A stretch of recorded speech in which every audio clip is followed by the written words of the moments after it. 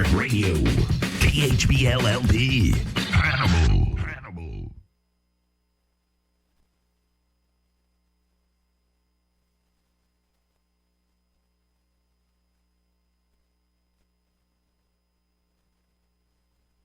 Good evening, Pirate fans, and welcome to Larry K. Knoll Stadium on the campus of Moberly High School. The Hannibal Pirates have traveled west to take on the Moberly Spartans this evening, another big conference matchup. Hannibal comes into this game 3-0 in the North Central Missouri Conference, 5-1 overall. Moberly is 2-4, but they are 2-1 in the North Central Missouri Conference. This is Mark Dell. I got Joe Thomas in the booth with me this evening.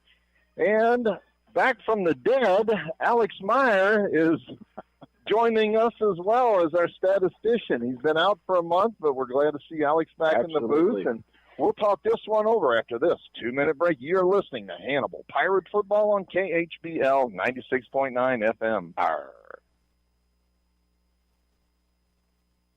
Are you concerned about the economy, interest rates, or current market conditions? For timely information based on sophisticated research, Raymond James Financial Advisor Steve Virell, located in Hannibal, can be contacted at 221-4500. He can discuss your specific needs and help to provide you with investment choices that make sense for you. To make an appointment with Steve Virell, his office can be reached at 221-4500. Raymond James Financial Services Incorporated, member FINRA SIPC. Life well planned. Go Pirates! Crescent Jewelry has always been the Hannibal Pirates' #1 fan. They know and appreciate the efforts and determination these young men must have to enjoy a successful season. Crescent Jewelry has used the same principles to run their business. Your local hometown jeweler for all your jewelry needs is Crescent Jewelers. They offer quality jewelry. Like the Pirates, they try hard to go that extra yard. Crescent Jewelry, 207 Broadway in downtown Hannibal since 1842. Smith Funeral Home and Chapel started in 1888, serving others as they would want to be served, with reverence, respect, and responsibility. Services are personalized and specific to each family. Smith Funeral Home and Chapel is proud to have provided over 130 years of service to the Hannibal community and the surrounding area. Brent Massey and staff wish the best of luck to the Hannibal High School Pirates. The employees and directors of F&M Bank and Trust Company thank you for rooting on the Hannibal Pirates on KHBL Radio. Since 1870, F&M Bank has been cheering on Hannibal. As the Pirates settle into their new home, F&M is happy to be a part of this new era of Hannibal Pirate football. Together, F&M Bank, along with our customers, have been and will continue to be a part of progress in our community. F&M Bank and Trust Company, Hannibal's biggest fan. Go Pirates!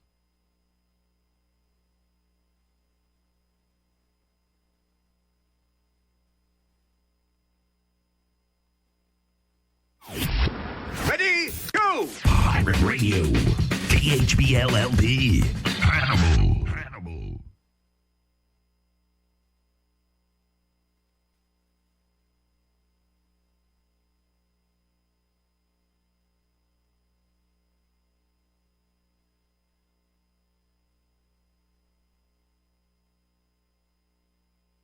Welcome back to Larry K. Knoll Stadium, again on the campus of Moberly High School. We're just getting ready for our national anthem. The Moberly Marching Band is out on the field, and when they crank it up here, I'll send it back to the studio. We're a little bit far from the field this evening to catch the national anthem, but like I said, we'll send it back to the studio and have one here in just a couple of minutes here. Just bringing the honor guard out, and the drum majors are crawling up onto the bandstands, and going to stand now and send it back to the studio for our national anthem.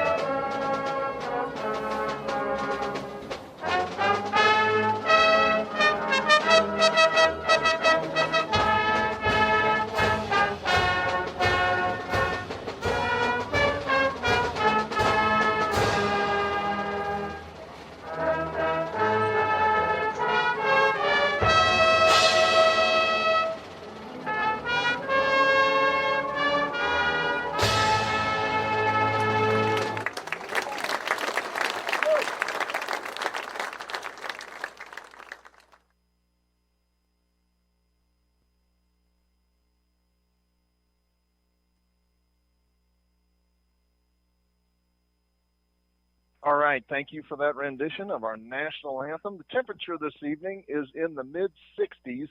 It's very cloudy here, but there is no threat of rain according to the forecast. I think the temperature may drop another 8 to 10 degrees, so it'll be a cool, crisp autumn evening for a good football game. You know that Moberly comes into this game, they're looking to knock off Hannibal. This is the Super Bowl for these guys. Like I said, they are 2-4 on the season, but they are 2-1 in the North Central Missouri Conference. So if they can knock off the Hannibal Pirates, they'll take the lead in the conference race, Joe. Yeah, they're gonna put their best foot forward here tonight, Mark. Just like Terry had said back in the past about any of these teams, Mexico, Kirksville, Moberly. They're gonna Kirksville or Hannibal is like Hannibal. We're kind of like these teams Helias for us. Yeah. Yep. Okay, so exactly. they're highly anticipating this ball game against Hannibal tonight.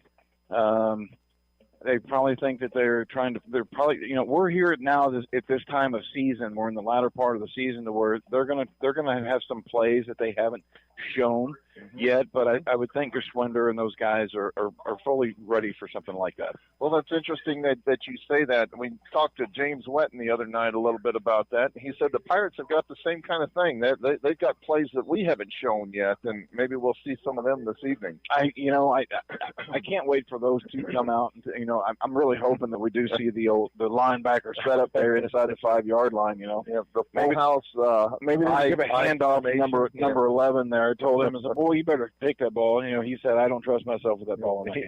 That's spoken like a true linebacker, though. He said he told Dorsey that hole better be wide open if you hand me that ball. And all right, the Pirates are headed out onto the field now. They are in white on white. They're road uniforms, white jerseys, the white pants trimmed in black. And they've got red and black trim on the jerseys. Of course, the black helmets with the Pirate logo on the side. Pretty decent crowd on hand. It's not full by any means. And a few of the Pirate faithful have traveled down from Hannibal. And I expect probably half the crowd over there is on their way down to Columbia when this one is over. Big game tomorrow as the Tigers take on the Crimson Tide. I know I talked to Danny, and he's headed down there as soon as this one is over. So go ahead, Alex. Going back to your rendition of Moberly treating like their own Super Bowl, this is kind of a situation where, you don't even show each other your best hands until you actually play each other. So I'm guessing Moberly will probably pull out a different kind of stop. Oh, yeah. I would expect to see that.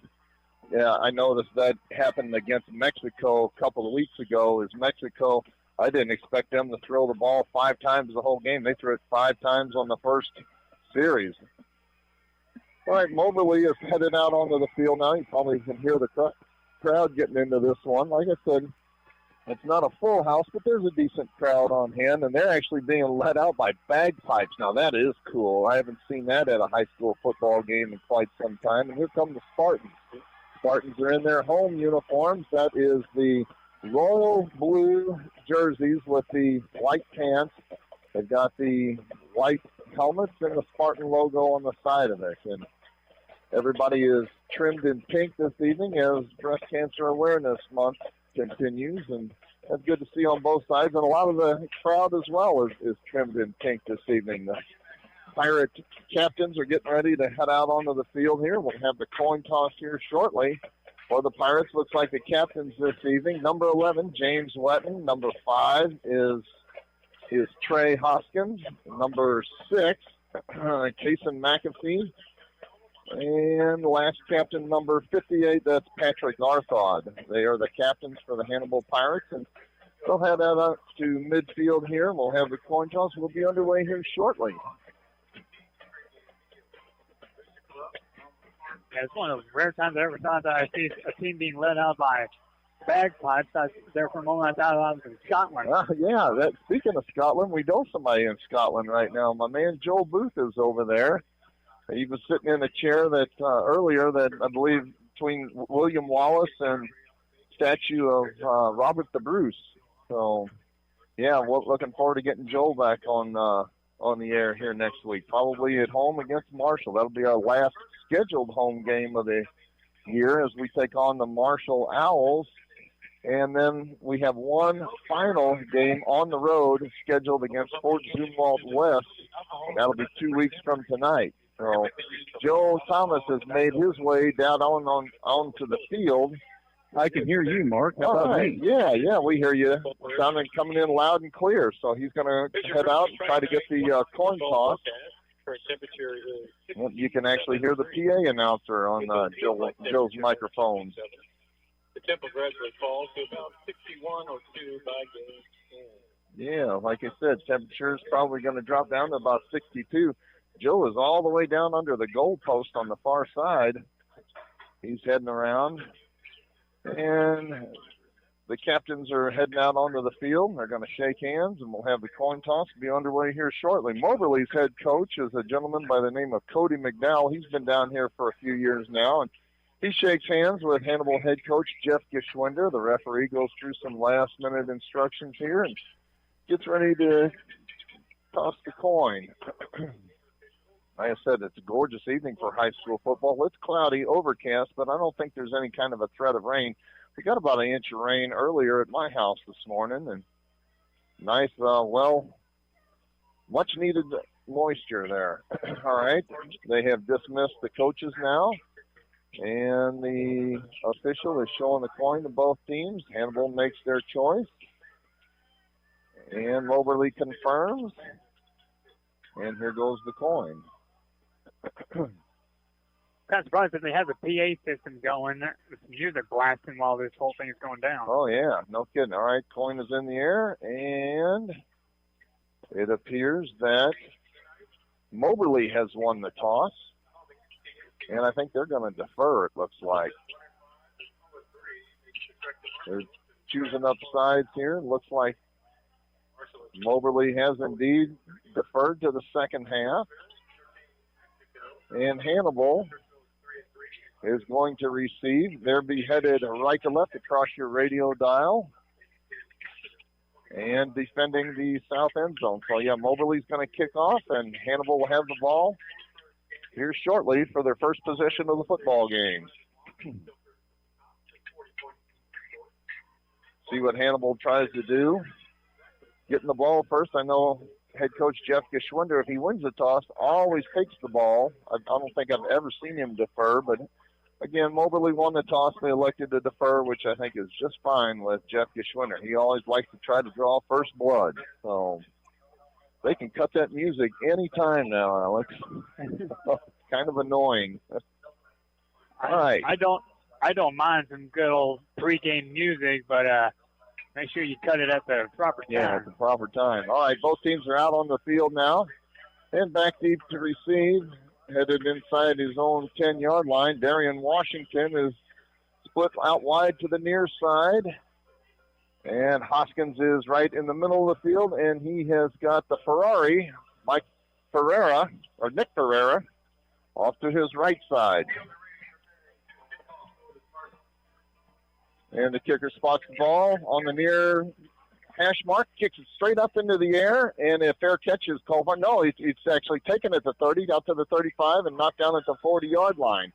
The kick was very short, and it was run back by the Hannibal Pirates, number 3, Reed Holiday. Yeah, Reed made a good catch. I thought he called for a fair catch, but he caught it and made a decent return. Ball was at the 40-yard line. Hannibal will have it first and 10. Wyatt Dorsey trots out onto the field. There's Cash breathing with the play. He'll split out wide to the near side on first and 10. Dorsey under center with a split backfield behind him. Takes the snap. Handoff her right side. Washington bottled up at the line of scrimmage. Breaks a tackle. Peels off a quick 6 yards. Nice looking play there by Darian Washington. They're going to give him 7 on that. It'll be second down and 3, just shy of the 47-yard line. We do not need music after every play, Alex. So I don't think the NFL plays it that much. Yeah, they shut it off when they walk up to the line. Under center, Dorsey takes a snap, takes the handoff. Now he pitches it on the option, and Hoskins has it. He's got a first down. He is inside Spartan territory and all the way down to the 46-yard line. Pick up of 7 yards there. It'll be first and 10 for the Hannibal Pirates. at the Moberly 46-yard line. No trouble so far moving the ball for the Pirates. Wyatt Dorsey. Out of the pistol this time. He's flanked to his left by Hoskins. Takes a snap, hand off to Hoskins off the right side, and he'll get a couple of yards on that carry. Pretty good containment. But we'll give him, actually going to give him 3 yards. It'll be second down and 7 from the 43-yard line. First time that we've seen Wyatt Dorsey come out of the pistol formation. Now he comes set under center again. Split backfield behind him. Washington to the near side. Hoskins to the far side. Double tight end set. Crossbuck play. No, it's a play action pass, and he's looking down the field, and the intended receiver fell down. It was intended for the tight end, Alex Arthod. He fell down, and the pass is incomplete. That brings up third down. Third down and 7 from the 43-yard line of the Moberly Spartans. I'd call this 4-down territory, Alex. I would too, even at this time. But I'd like to see a play here Too short of a field for pick it up here. Looking for Trey Hoskins, I'd bet on this one. Under center. There's a pitch to Hoskins, and he gets a block at the line of scrimmage, but he's not going to make it to the first down marker. He gets knocked down at about the 41-yard line, and it's going to make it 4th down and 5 from there. 4th down and 5 from the 41-yard line, and the Pirates stay out on the field. No sense in kicking it here. You're not going to get much on if you punt it. So the Pirates are going to try to pick this one up on the 4th down conversion. Wyatt Dorsey gets the play from the far sideline, and now he breaks the huddle. Dorsey under center. Again, split backfield behind him. Double tight end set on 4th and 5. Play action pass. He's got pressure up the middle. Now he tucks it. Now he throws the ball down the middle of the field, and it is broken up at the goal line. It was underthrown a bit. I think it was intended for Reed Holiday. It's just barely underthrown. It's interesting that he threw that ball, Joe, because I think he had room to pick up the first down. Yeah, I think you're right, Mark. I think he did have a lot of room to run for the first down. Yeah, I think he could have picked it up. He only needed 5, and I didn't see really anybody in front of him, but he saw something down the field and tried to get it to Reed Holiday. He went for it all, and the Pirates turn it over on downs. Moberly have it 1st and 10 at their own 41-yard line. No score in this one. 9:38 left to go in the first quarter. One of the rare times I've actually seen a high school team have the time clock on top of the play clock, too. Moberly's quarterback comes set with an empty backfield behind him. 5 wide receivers. Takes a snap. Rushes the ball up the middle. Gets maybe a yard. Moberly's quarterback, it looks like, is, what was that, number 11? He took the direct snap. I don't have him listed as quarterback. Number 11 is Kayvon Tiger. What a name. That would be right. That's what it was last year. Yeah, what a football name. Kayvon Tiger, and his set under center again as quarterback. He's trying to get out to the outside. He does. He's got room to run. He's into the secondary and knocked down at the 40-yard line of the Hannibal Pirates. So on the Wildcat offense there, Kayvon Tiger took it into the Hannibal Pirate territory. Moberly's got something going now. 1st and 10 at the Hannibal 41-yard line. Gain of 18 yards there for Moberly. 1st and 10 now for the Spartans. Now Moberly's quarterback will come set under center. He is number 12. That's Jan Tidings. Jan Tidings. And he takes a snap. Handoff is to Tiger. Tiger is bottled up at the line of scrimmage zone. No gain. Alex Arthod in on the lead part of that tackle. Quarterback, yeah, we'll call him. Oh, it's Jaron. Jaron Tidings. Yeah. Don't ever get old, Alex. Your eyes go to heck. Jaron Tidings is the sophomore quarterback, 6'4", big kid, 6'4", 195, and he'll come set under center again at 2nd down and 10. Got a split backfield behind him. That's Tiger to the near side. Tidings takes a snap, handoff, and up the middle for about 5 yards is the second man through. That is Keegan Graves, and that'll make it 3rd down and 5. And I'd call this probably 4-down territory for Moberly. Actually, it's going to make it 3rd and a long time. We'll call it 3rd and 6. from the Hannibal Pirate 37-yard line. And Jaron Tidings is going to come set out of the pistol this time. And he's flanked to his right by Tiger. Oh, it's a low snap, and he goes between his legs. He's got to get on it, and he's going to get thrown back for a huge loss, sacked by James Wetton and a host of other Pirate tacklers. James Wetton. Yep, I'm going to say James Wetton and Noah Brown finished him off. Big loss there. Now they're probably going to have to punt it. Yeah, it's 4th down and about 23. Yeah, that was a low snap, went right between the quarterback Jaron Tidings' legs, and they're gonna set up like they're gonna go for it. But I'll be shocked if they go for it here. Jaron Tidings out of the pistol formation. Now he backs up into punt formation, and back deep to receive for the Pirates is Cade Hoskins. Hoskins catches it at the 15-yard line. He's across the 20. And trying to get outside, he does not. He is knocked down at the 20-yard line. It was good downfield coverage by the Moberly Spartans, and Hannibal will have it for their second possession of the game. 1st and 10 at the 20-yard line with 6:58 left to go in the first quarter. No score.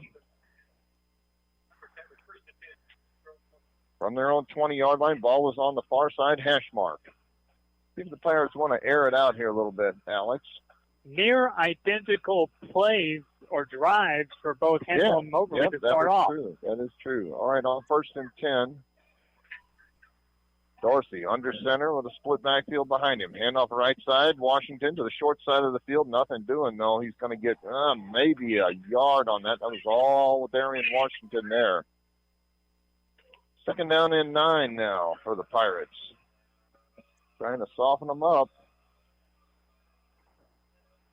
And that's been successful for the Pirates in our previous 3 or 4 games, is we just wear that defensive line down, and in the second half we really just have had our way with them.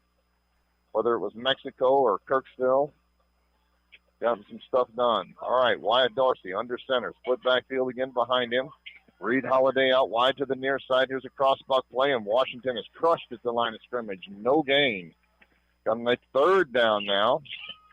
3rd and long. We'll call it 3rd and 10. He lost a yard on that one.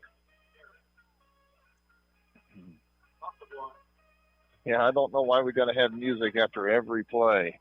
I've never seen that in high school football. That's going to get old. If you haven't, might as well use it. I suppose. It's annoying, though.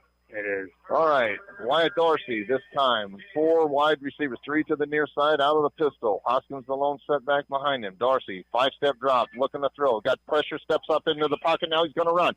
Shoots a man at the line of scrimmage. He's crossed 30. He's got a first down and knocked down at the 35-yard line, but hold everything. There is indeed laundry on the field.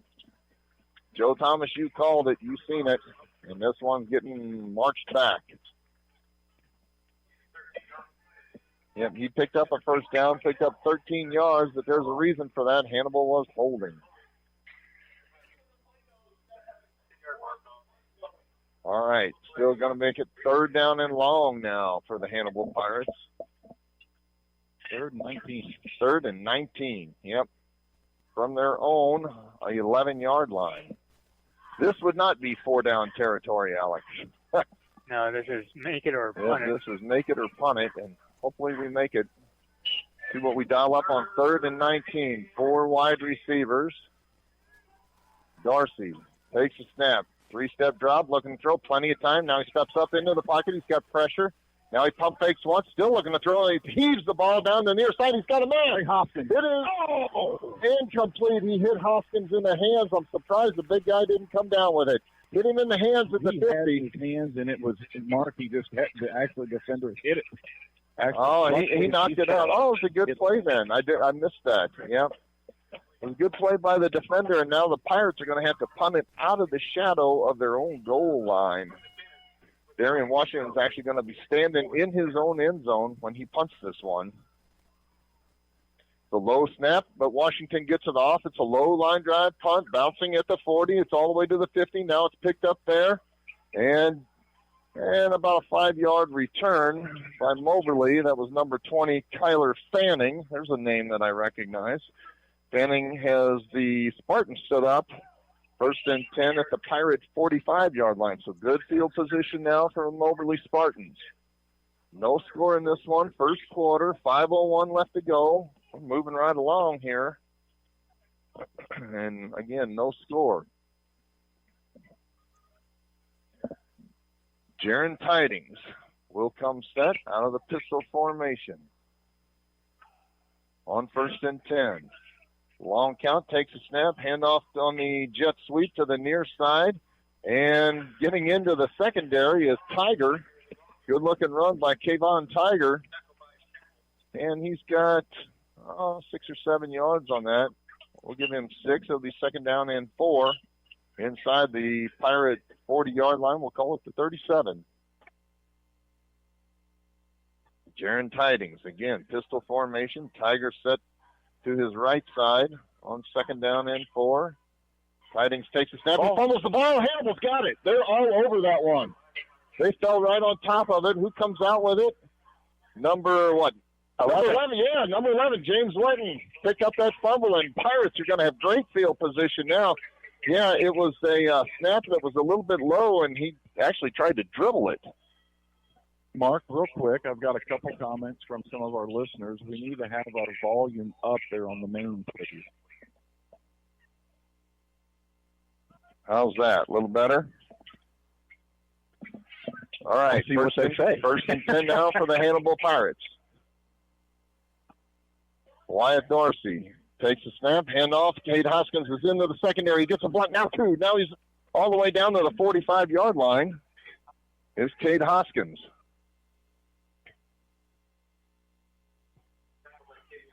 First down and 10 for the Hannibal Pirates from the Moberly 45-yard line. Dorsey under center this time. Again, split backfield. Takes the snap. It's an option play. He's going to keep it. Room. Now he's to the 40-yard line. Steps a man there down inside the 30. Reverses his field all the way down to the 18-yard line. A great-looking run there by the quarterback. He just is outrunning his Wyatt Dorsey. Oh, yes, he was.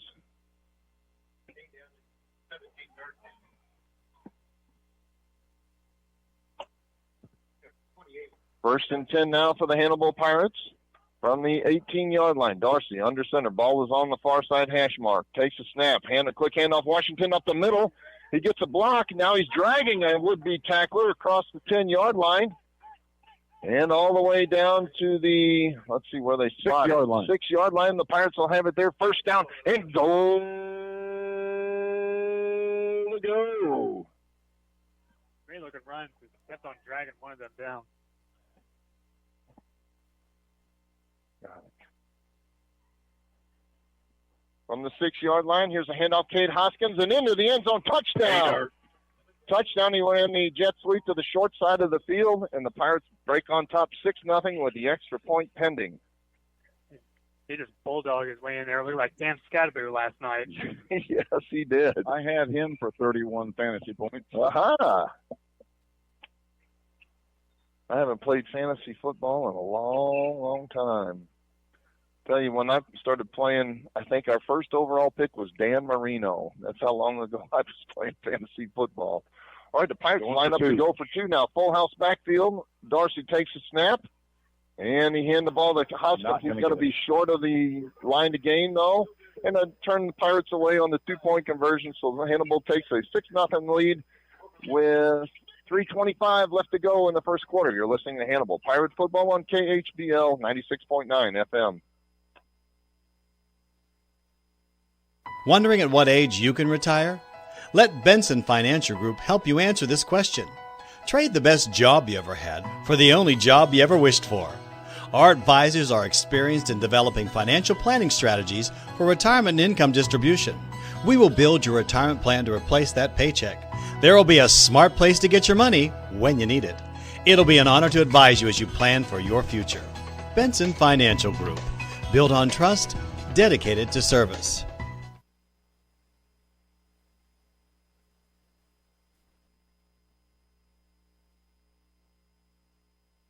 Welcome back to Larry K. Knowles Stadium. Hannibal breaks on top 6-0. Washington spots the ball at the 40-yard line. He gets ready to step into this one. There's the whistle.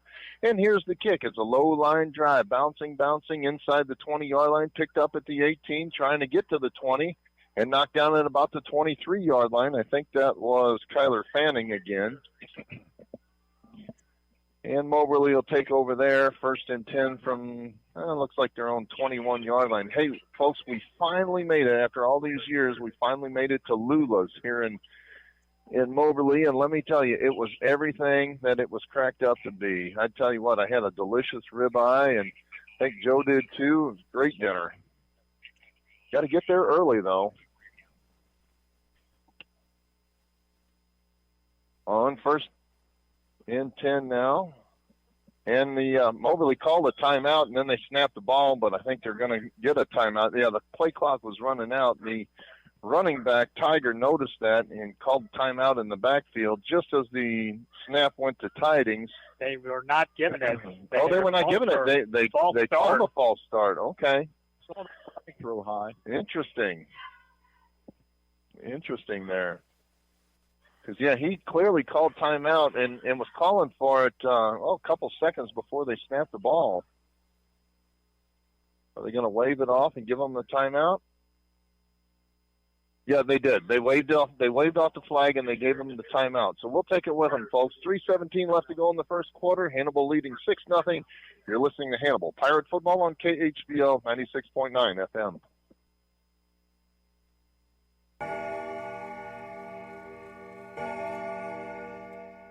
Marion County Clocks LLC is here to save you time, now serving the Hannibal area with in-home grandfather clock service. They have expertise servicing clocks from 1808 to 2008 and beyond. Co-owner John Ryan, certified horologist, is now taking appointments to repair your family heirlooms. He can be contacted at 573-635-0071. For more information, Marion County Clocks LLC can also be found on Facebook. Marion County Clocks LLC, 115 South 4th Street in historic downtown Hannibal. Welcome back to Moberly. Alex Myers itching to tell everybody about that Hannibal Pirate touchdown drive. Let's see if I remember how to do this. 5 plays, 60 yards, 59 seconds. Kate Hoskins reaches the end zone for the Hannibal Pirates to give them up a 6-0 lead. Tidings on their center now. Takes the snap. Deep handoff to Tiger. Tiger trying to get to the near side. He does. He's crossed 30 to the 35. Out to the 40-yard line and diving down to the 46-yard line. So Kayvon Tiger, I remember him from last year. He gave the Pirates fits last year, and he's picked up right where he left off. He's a talented running back, good-looking running back. He hits the hole fast, and he's got the Spartans set up 1st and 10 from their own 47-yard line. Tidings under center again, takes the snap, handoff up the middle and breaking a couple of tackles, but stopped for not much of a gain. Keegan Graves gets maybe a yard on that carry. It'll be 2nd down and 9. Nothing else. They can't just ride the back of Kayvon Tiger all night long. Got to pass it around a little bit. That kid is big. He's a chunk, 5'10", 200 pounds. Probably more of a fullback, but they've got him listed as running back. He's got the body of a fullback, though. Tidings now under center on 2nd down and 9 from the 47-yard line of Moberly. Tidings takes a snap, play action pass, looking to throw. He's got pressure up the middle. James Wetton's all over him. He unloads it, and his pass is complete across the 50-yard line, but he paid for it. Oh, made him pay for that. Yeah. Pass was complete to number 11. That's Kayvon Tiger. But, yeah, did he get crushed with it? Alex Arthod put the licking to him. And they'll give him 6 yards on that reception. Going to make it 3rd down and 4 from the Pirates side of the 50 now. Next time. Oh, yeah. I think it was only like about 3 yards, honestly, because it was like 2nd down and 8 or something. 3rd down and 4 from the Pirate 47-yard line now. Tidings out of the pistol, takes a snap, 3-step drop, spins the football, throws it, and it is complete along the near sideline. And finally knocked down. It was a long time it took him to blow that whistle. James Wetton had a hold of him. Nick Ferreira finished him off, but not until they got a 1st down on that reception. And they are down to the 42-yard line of the Pirates. And the clock continues to run with 1:30 left to go in the first quarter. And Hannibal leading this one 6-0. 1st and 10 now for Moberly at the Pirate 42-yard line. Jaron Tidings under center. Split backfield behind him. He takes the snap. Play action pass. Rolls to the far side. Got pressure. He unloads it. Pass is complete. And knocked down quickly, though, Keegan Graves catches it, and he'll get maybe, 5, 6 yards on that completion? Yeah, we'll give him 4 yards, just shy of 5 yards. He's second down and 6. Good coverage there and a quick tackle by the Pirates. Boy, he had to get rid of it. He is running for his life back there when they throw the football. It was a very slow developing play. Second down and 6 now. Tidings under center again. And we got movement all over the line there. You called it, Joe Thomas. Happened right in front of you there. Laundry flew in, and what was second down and 6 now becomes second and 11. From the Pirate 43, yes, several of the Pirates were pointing across the line of scrimmage there. Trey Hoskins was like, hey, there's movement there. Second and 11 now. Tidings under center. And oh my goodness, Trey Hoskins just bum rushed. Trey Hoskins just ran through 2 guys on his way to the quarterback. He almost took the handoff. Mark, the center came off the ground. They handed like one of the reindeer. It was all that Tidings could do to hand the ball to Tiger, and literally Trey Hoskins tackled 2 people at the same time, and Tiger got away from him, but he's still going to lose 2 yards on that. Yeah, I tell you what, Trey Hoskins timed that snap perfectly. And like I said, he almost took the hands off. And his dad gave him a little hand signal. Absolutely, Hoskins, defensive coordinator. It was like a holy cow! Yeah, Eagles. He hit the center, and the quarterback happened to be standing behind the center and took them both out. So that's the last play of the first quarter. When we come back, Moberly will have the ball third down and long, third and about 13 from their own 47-yard line. You're listening to Hannibal Pirate Football on KHBL 96.9 FM.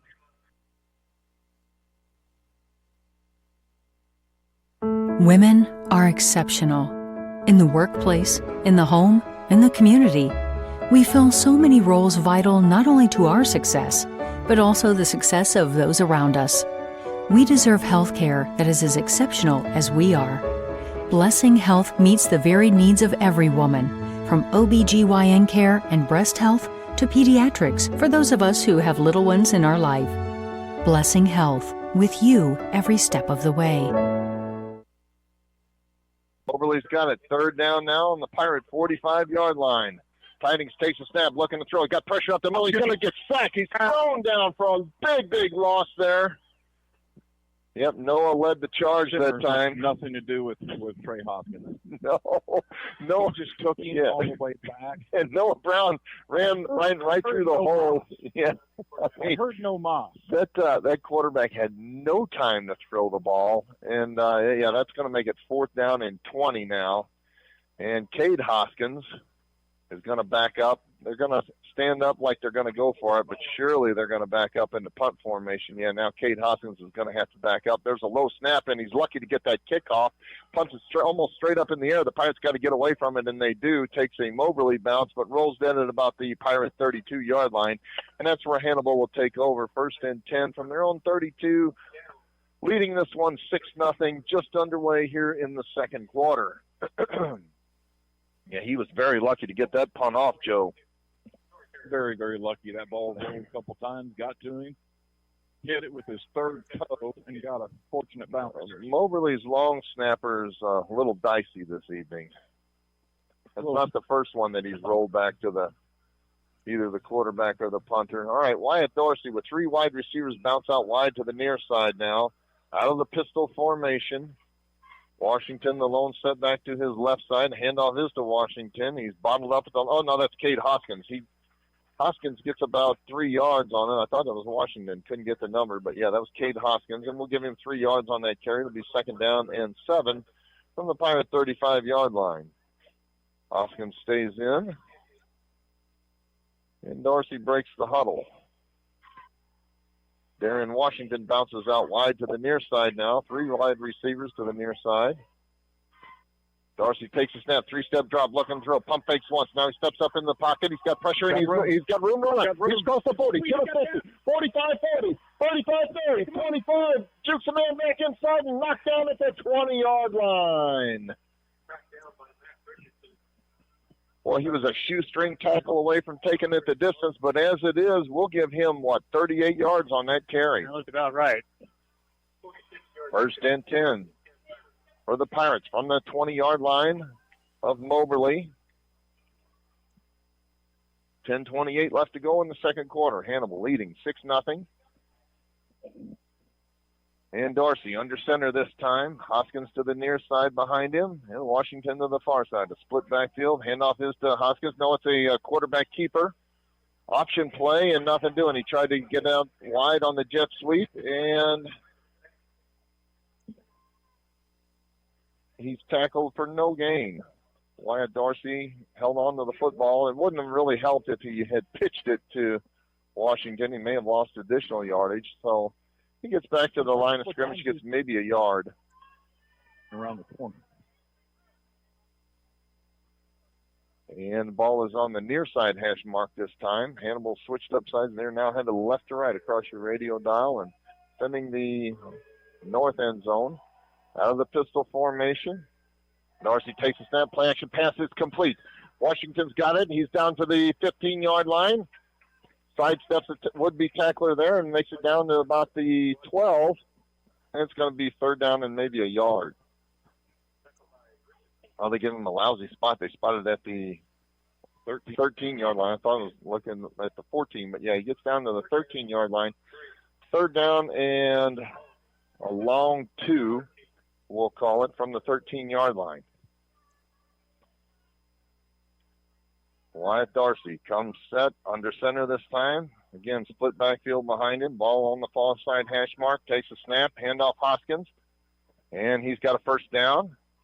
Down inside the 10-yard line. We'll call it the 8, and the Pirates will have it there. First down and goal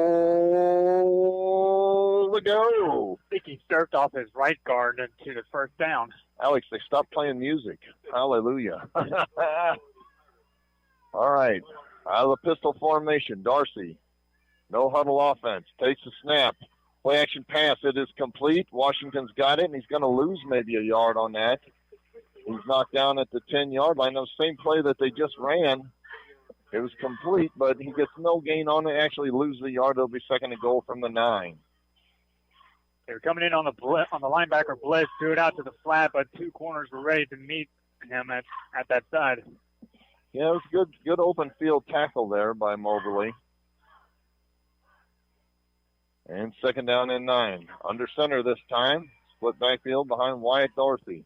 Takes snap, pitches to Hoskins to the short side. He's down inside the 5, hits a man at the 3, and stood up there. It'll be third and goal from the 3. Right in front. Yeah. Did happen right in front of Joe Thomas. And third and goal from the 3-yard line. Ball is on the far side hash mark. Hoskins ran it to the short side of the field on the jet sweep and picked up 6 yards. Third and goal from the 3. 4-down territory here for the Pirates. Dorsey under center. Left side here. Under center, takes a snap, handoff Hoskins, pushing towards the end zone. He's knocked down, and I believe he's going to be about a half yard shy of the goal line. Hoskins knocked down at the 1-yard line. They spotted just outside the 1-yard line. That was a terrible spot. Yeah, he was definitely inside the 1, but they give him 2 yards on that carry. Fourth and goal from the 1-yard line. Pirate offense stays out onto the field. They lead this one 6-0 with 7:05 left to go in the second quarter. Wyatt Dorsey breaks the huddle. The big crowd comes to its feet. They're making some noise here. Dorsey under center. Split backfield behind him. On fourth and goal, handoff is to Washington. He stood up and he bowls his way forward. Touchdown. Touchdown. There it is. I would say Joe Thomas is standing right on the goal line. He called it first, but the officials took him a little bit there, Joe. He's laying in the end zone. He was, he got crying out loud. There about the 1 He did, yeah. He got stood up. It in. Yeah, he bowled his way across the. If they tackle him where they first hit him, he's short. But the Pirates punch it in on fourth and goal from the 1-yard line, and now they set up to go for 2 again. Wonder if Hannibal has just completely abandoned the kicking game. That's okay. Yeah, that's not a bad thing. So even if you make 2-point conversions half the time, you're still at the same. 12-0 Hannibal Pirates.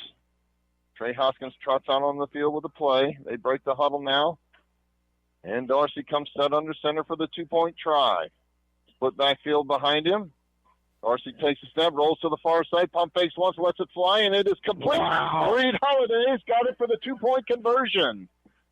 That makes it 14-0 Hannibal. Great catch there by Holiday. Reed thought he was in the NFL because he was tiptoeing there, and he got He got both feet in. Yeah, he did. Right in front of Joe Thomas there. Gave Joe a high five on the way by. Wow. All right, so that makes it Hannibal 14, Moberly nothing. 6:50 left to go in the second quarter. You're listening to Hannibal Pirate Football on KHBL 96.9 FM. I'm Jordan Foey. And I'm Brad Kurz. We are your Edward Jones financial advisors in the Hannibal region. We're all about financial investments, but we also value the investments of time, patience, and encouragement of our young athletes receive from their coaches and teachers. That's why Edward Jones is a proud sponsor of Hannibal Pirate Football on KHBL. For all your investment needs, 573-221-1302 or edwardjones.com. Edward Jones, member SIPC. Moberly's got it at the 14-yard line, out across the 20 now, and knocked down at the 25-yard line. Alex Meyer, tell us about that Hannibal Pirate touchdown drive. It was a 9-play drive, 68 yards, 4 minutes and 20 seconds taken off the clock. Darian Washington runs it in, and the 2-point conversion was good, and now knocks it up to a 2-touchdown lead. Yeah, Reed Holiday did make quite the grab there. He got both feet in, like Joe said. He ran the tight line there, the tight rope. I think after he caught it, I heard da-da-da, da-da-da. Yeah. All right, 1st and 10 now for Moberly. Jaron Tidings under center. Long snap count, trying the end around, the jet sweep to the near side. He's got bottled in and no gain at all. A great open field tackle by Cade Hoskins. Yeah, loss of 2 there. Cade Hoskins was able to corral him. Yeah, they tried that jet sweep to the near side now. Nothing doing. 2nd down and 12. Well, I'm not too sure, Joe. I wouldn't just hand the ball to Tiger every time and take my chances with Kayvon Tiger. Right. That kid's a beast. He is a beast. I wouldn't get cute. I'd just say, here it is. Out of the pistol this time. Tidings takes a snap, passes the football. It is incomplete. Over to the far sideline. Looked like it was intended for Joe Thomas. I wasn't ready. I didn't have my glove on. Ethan Land was the closest Moberly Spartan to it, but he was well covered on the play, and that's going to make it 3rd down and 12. Moberly's got to be careful, or this one's going to get away from them here, Alex, real quick. It's okay. 3rd and 12. Let's see what they have in store. From their own 23-yard line. 3rd and 12 from the 23. Tidings out of the pistol. Takes a snap. It's a bad one. He corrals it, though. Now he's got pressure up the middle. James Wetton's got him. Thrown down for a huge sack. James Wetton forced him back inside. Right into the teeth of, Chums and Hunter Brinkley. Hunter Brinkley as well, right? Yeah. 99. Yeah, there's a name we hadn't called yet this year. Hunter Brinkley actually is going to get credit for that sack. Yeah, and Chums was right there with him. I think he was lucky to hold on to the ball. You saw him reach out far to his right. The ball almost snapped over his head. 4th down now. They're going to have to punt it down to the shadow of their own goalpost. Jaron Tidings gets this one off. Cade Hoskins standing at his own at the 50-yard line, lets it roll dead at the 50, and the Pirates are going to have. I've never seen a punter take one step and hit. Yeah, he did. It's one step, and he's lucky to get it off then, Joe. Yeah, he's got people right in his face, and yeah, James Wetton has picked up folks right where he left off last week. I mean, he is absolutely living in the backfield of the Moberly Spartans now. He's set up. He's got a little lemonade stand in the backfield. I think he's coming over to me to see if he wants to place an order at Lulu's before it closes. Well, yeah. I was saying, can I get a half dozen peel and eats? I'm not sure he wouldn't polish them off before the halftime festivities. 1st and 10 now. Dorsey out of the pistol. 3-step drop, looking to throw. Throws it in the backfield, is caught. Cade Hoskins has it. He crossed 50-yard line looking for a block. Down to the 43-yard line, 42-yard line for a pickup of 8. It'll be 2nd down and 2 there. Good-looking pitch and catch. There was almost a lateral. I think he threw that ball behind him. Hoskins caught it in stride, picks up 8 yards. Wyatt Dorsey, no huddle offense. Out of the pistol again. takes the snap. Handoff Darian Washington. He's got a first down inside the 40-yard line. Peels off a quick 3 yards. And the Pirates are in business again. 1st and 10 from the Moberly 39-yard line. 4 minutes, 40 seconds left to go in the first half.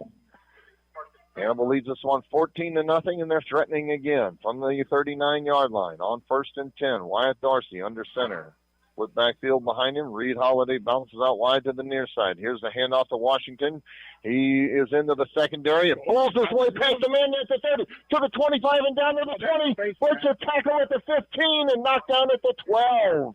I'm pretty sure he broke about 4 or 5 tackles in that and just really pushed off one The of other them. guys that looked like they were trying to waltz with him. They weren't trying to tackle him. They were trying to waltz with Darian Washington, and he said, "Excuse me, I'm not ready to dance yet." Bowled his way all the way down to the 14-yard line. He really did. He had 2 Moberly Spartans draped all over him. He shed both of them. 1st and 10 from the 14. Wyatt Dorsey under center. Again, split backfield behind him. Hoskins to the near side. Washington to the far side. Handoff of Washington. And he docks it back inside. And, nothing happening. He tried a spin move, but he gets back to the line of scrimmage and nothing going on there. Good tackle there by number 58 of Moberly. Yeah, that did take a while to develop. Carter Bloss made the tackle. Looked like that Hoskins, or it looked like Wyatt Dorsey had second thoughts and almost pulled it away from Washington. I'm glad he didn't. It probably would have fumbled the football. Yeah, he tried that. There was nobody to the outside, though, if he did it. Out of the pistol this time. On 2nd down, Dorsey takes a snap, handoff Hoskins right up the gut. He's inside the 10-yard line, dives down to the 8. Be about 2 yards shy of the first down, though. And the Pirates will have it there on 3rd down. Oh, they're going to give him a spot all the way out to the 10. I thought he was kind of got his ankle hurt here, but Trey Hoskins was a pulling tackle on that play. And actually, Moberly is missing one guy right now because he disintegrated. He just blew him up. Noah Brown is headed off the field. And he is, he's limping. He's being helped off the field now. Hopefully we'll see Noah here again shortly. Hopefully that's nothing got Johnny serious. sliding over here at left tackle now. Neeson is in at left tackle. And it is 3rd down and 4 from the 9-yard line.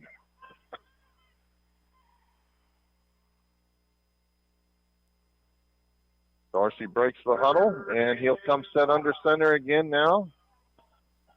Nick Ferreira in the backfield this time. And they fake the pitch to Nick, and he ducks back inside. Wyatt Dorsey gets back to the line of scrimmage, maybe a yard on that carry. Half a yard. It's going to bring out 4th down. They are inside the 10-yard line. They'll give him the 8-yard line. He needs to get to the 5, so it is 4th down and 3 from the 8-yard line. Mark, have we done a cross buck or counter tonight? Just one, and I don't think it worked all that well. See what the Pirates want to do here on 4th and 3 from the 8. Out of the pistol formation. I think this is the run-pass option. Dorsey takes a snap. Play action pass. Takes it. Now he pump fakes once. He got a man to beat. He's into the end zone. Touchdown. Wyatt Dorsey.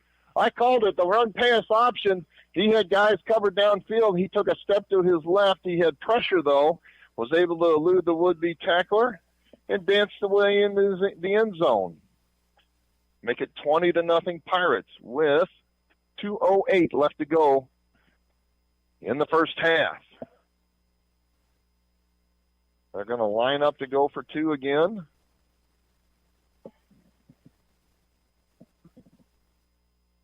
And Dorsey will come set under center this time.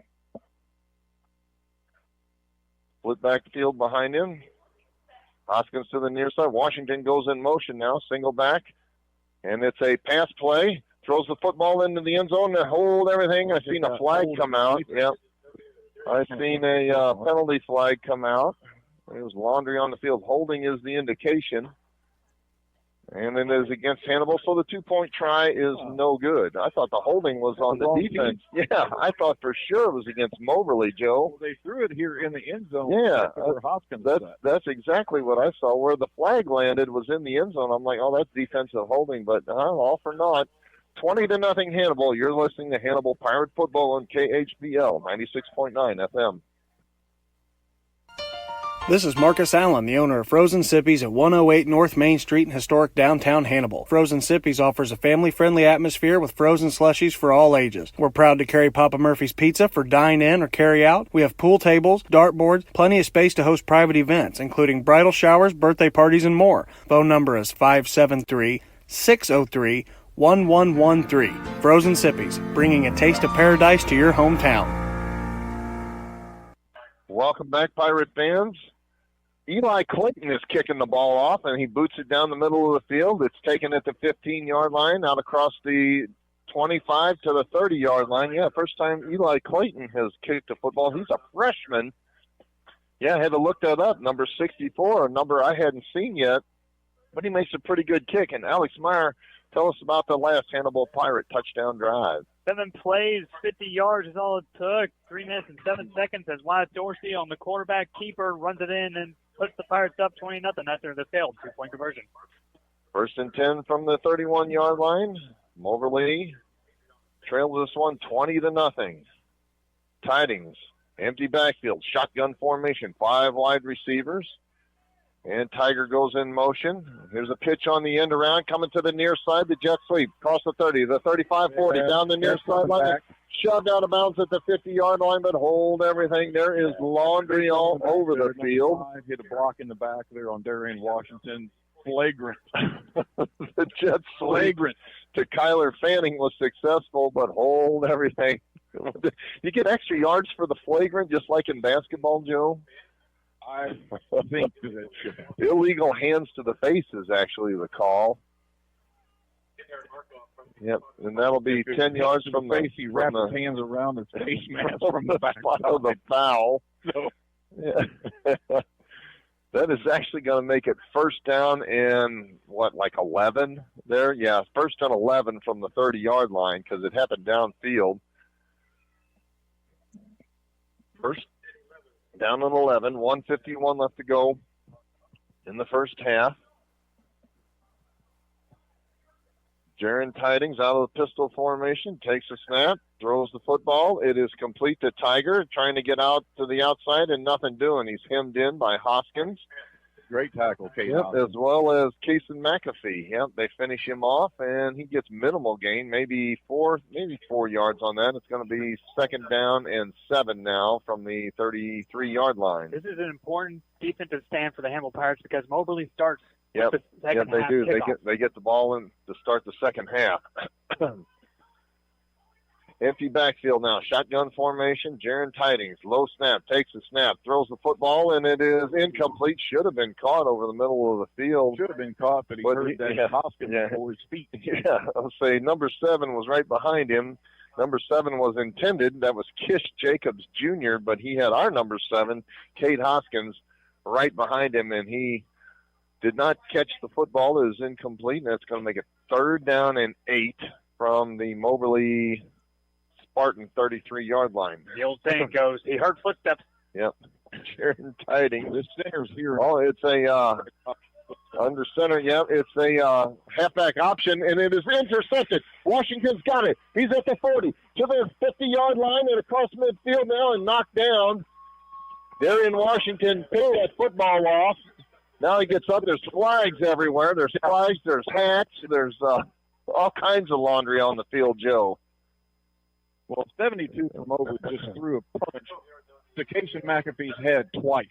Right in front of the head official. The head official not only threw his flag, he threw his white hat, and he's trying to sort all of this out. But, yeah, I think he saw all kinds of mischief going on there. Darian Washington read that better than the receiver. Yeah, he was did. helping. Yeah. The receiver broke off to the sideline. To the sideline, and Darian had nobody around him. The receiver tried to make the tackle after Darian caught it, but he was able to get it all the way back across the 50-yard line to the 48, and I think they're going to tack on a little bit more here. That had to be some kind of a personal foul, and he'd be lucky if he doesn't get ejected from the game, Joe. I didn't see that, but he said he threw it. When you're throwing punches like that and the official throws his hat. Yeah, that's serious. But, yeah, the official's got his yellow flag out and his hat is still off. He's talking to the other officials here, and we'll sort this one out here shortly. And it is illegal hands to the face against the Pirates, and a personal foul, a targeting and ejection. He didn't point yet, but it's got to be against Moberly. Yeah, he called targeting, and there's an ejection. He comes over, the Whitehead comes over to the near sideline now to explain the call to Cody McDowell, the Moberly head coach. But yeah, I think one of the Moberly players has been tossed here. Now, what's going to be interesting to see is whose football it's going to be. Is that offsetting penalties or what? Yeah, so, or did surely one of the Hannibal Pirates didn't get tossed. Well, the head official having head to the Hannibal side to say that. To explain it, yeah. All right, now they're backing it up against Moberly, but I think Moberly's going to keep the football here. From what I can tell. The foul for Hannibal first, but then the... No, Hannibal's offense is on the field. No. Wyatt Dorsey is on the field. And they're still trying to... second, he's a safety. The head referee is still trying to explain things to Cody McDowell. Well, Hannibal's offense is out there because my ginormous kid's out there. He doesn't play defense. Yeah. Yep. All right, so... All right. Yeah, so it looks like the Hannibal Pirates are going to have the ball 1st and 10 at the Moberly 43-yard line. Not much time left to work with, 53 seconds, but the Pirates do have all three of their timeouts. Yeah, Pirates ball. 53 seconds, Mark? Yep, 53 seconds left to play in the first half. 1st and 10 for the Pirates. Wyatt Dorsey. Now we've got a timeout by Moberly. And they're still trying to sort all of this out. Interesting. Yeah, a lot went on that last play. But, yeah, and, Joe, did you catch – I don't know who exactly got thrown out from Moberly. Did you get their number? I'm not sure he's listening now. But, yeah. I'm listening to the story. Yeah, did you get the number of the Moberly Spartan that got tossed from the game? 72. Oh, it was 72. So 72 is Landon Smith. He is a senior, 5'10", 210-pound offensive lineman. Yeah, and apparently he has been ejected for targeting. And Hannibal will have the ball 1st and 10 at the Moberly 43-yard line. They lead this one 20-0 over the Spartans. And trying to tack on more going into the halftime locker room. Joe, I see you're surrounded by Hannibal Pirates down there. You getting some stories from them? Yeah, we'll talk about it. All right. Wyatt Dorsey heads out onto the field now. And he'll come set out of the pistol formation. Reed Holiday breaks out wide to the near side on 1st and 10. There's the snap to Dorsey. Play action pass. He's looking to throw. Throws the ball over the middle field and is incomplete. Intended for the big tight end, Trey Hoskins. But was not able to connect. It'll be 2nd down and 10, and the clock stops on the incomplete pass. He was going for broke there, right over the middle of the field. T-Rex and boy, T-Rex. Let's say he hasn't missed many of them this year, but he's got a couple incomplete passes this evening. 3 wide receivers to the near side now. 2nd down and 10. Cade Hoskins alone set back. Low snap. And here's a quick pitch out to Reed Holiday. He's got room to run down the near sideline and thrown out of bounds at the 32-yard line. I think he'll have a 1st down for the Pirates. There is laundry on the field, though. Yep, hold everything, and the Pirates are backing up. Yep, this one's coming back. Holding against the Pirates. And what was 2nd down and 10 is going to be 2nd and 20. The guy for Moberly down to the ground. Actually pulled him down. We call that pancake. All right, 2nd down and 20 now from the Hannibal side of the field from our 47-yard line. See how the Pirates want to play this one. Wyatt Dorsey, again, out of the pistol formation this time. Hoskins is behind him. Washington is to his right side.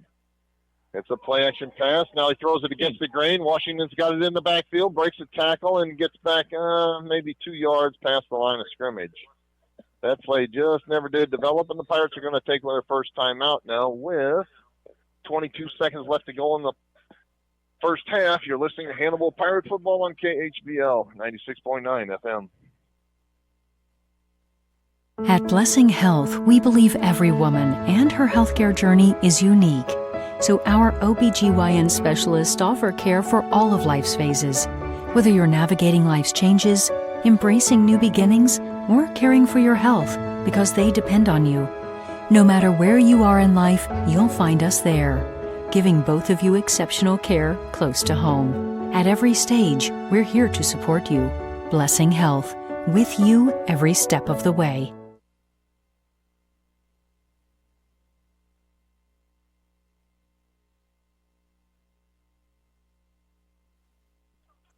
Welcome back to Larry K. Knoll Stadium in Moberly. The Pirates have got it third down and long, 3rd and 19 from their own 49-yard line. Just 22 seconds left to go in the first half. Two wide receivers bounce out wide to the near side now. Empty backfield out of the shotgun. Dorsey takes a snap. Here's a quick pitch in the halfback option. Now Dorsey's leading the blocking. And down to the 40-yard line is Cade Hoskins. He'll be about 8 yards shy of the first down, and Hannibal will take another timeout with 13 seconds left to play. 9. Yeah, fourth down and long, 4th and 9. But yeah, he got about 10 yards on that. That play took a long time to develop, Joe. We talked about it while we were off the air. I would almost run some kind of a quarterback draw here. I think that would be more successful. That play was just so much went on in the backfield. By the time that we got into the secondary, Moberly had already had time to recover. The big thing was that took about 9 seconds off and all for 9 yards. Yeah, yeah. That's all right if you get it down to the 18-yard line, but we are stuck at the 42, and it's 4th down and 9 yards to go for the Hannibal Pirates, with, again, just 13 seconds left to go in the first half. Wyatt Dorsey out of the pistol formation. Twin receivers out wide to the near side now. And now Dorsey will come set under center with a split backfield behind him. Takes the snap, play action pass. He's got pressure up the middle. Now he rolls it back to the far side, and he lets it fly. It is complete. Hopkins got it inside the 30-yard line, and that'll stop the clock with 5 seconds left to go in the first half. You got one ref saying incomplete, another one saying catch. I think he clearly caught it. Oh, now they wave it off. And Moberly's going to take over on downs, but they've just got 5 seconds left to work with. I thought he clearly caught that ball, Joe. But the near side official waved it off. Yeah, the guy that was right there on top of it called it a good catch. No, was the Moberly guy. Yeah, well, and the near sideline official, yeah. The guy that was right there, right next to you, called it a catch. Yeah. I hope Trey Hoskins comes up here in the middle and blows up that center again on that one. All right, it is 1st down and 10 for Moberly at their own 42-yard line, but they've only got 5 seconds left to work with in the first half. And they take the victory formation and take a knee, and that'll be the last play of the first half. Our halftime score, Hannibal 20, Moberly nothing. When we come back, we'll go through the first half drive chart. And Craig Alltidy, my good friend, will send me the first half stats, and we'll go through those. You're listening to Hannibal Pirate Football on KHBL 96.9 FM. For those nearing the age of 65, Medicare is an important consideration. At Alexic Family Insurance, we specialize in Medicare and health insurance. Hi, I'm Michael Alexic, your local insurance broker now licensed in Missouri and Illinois.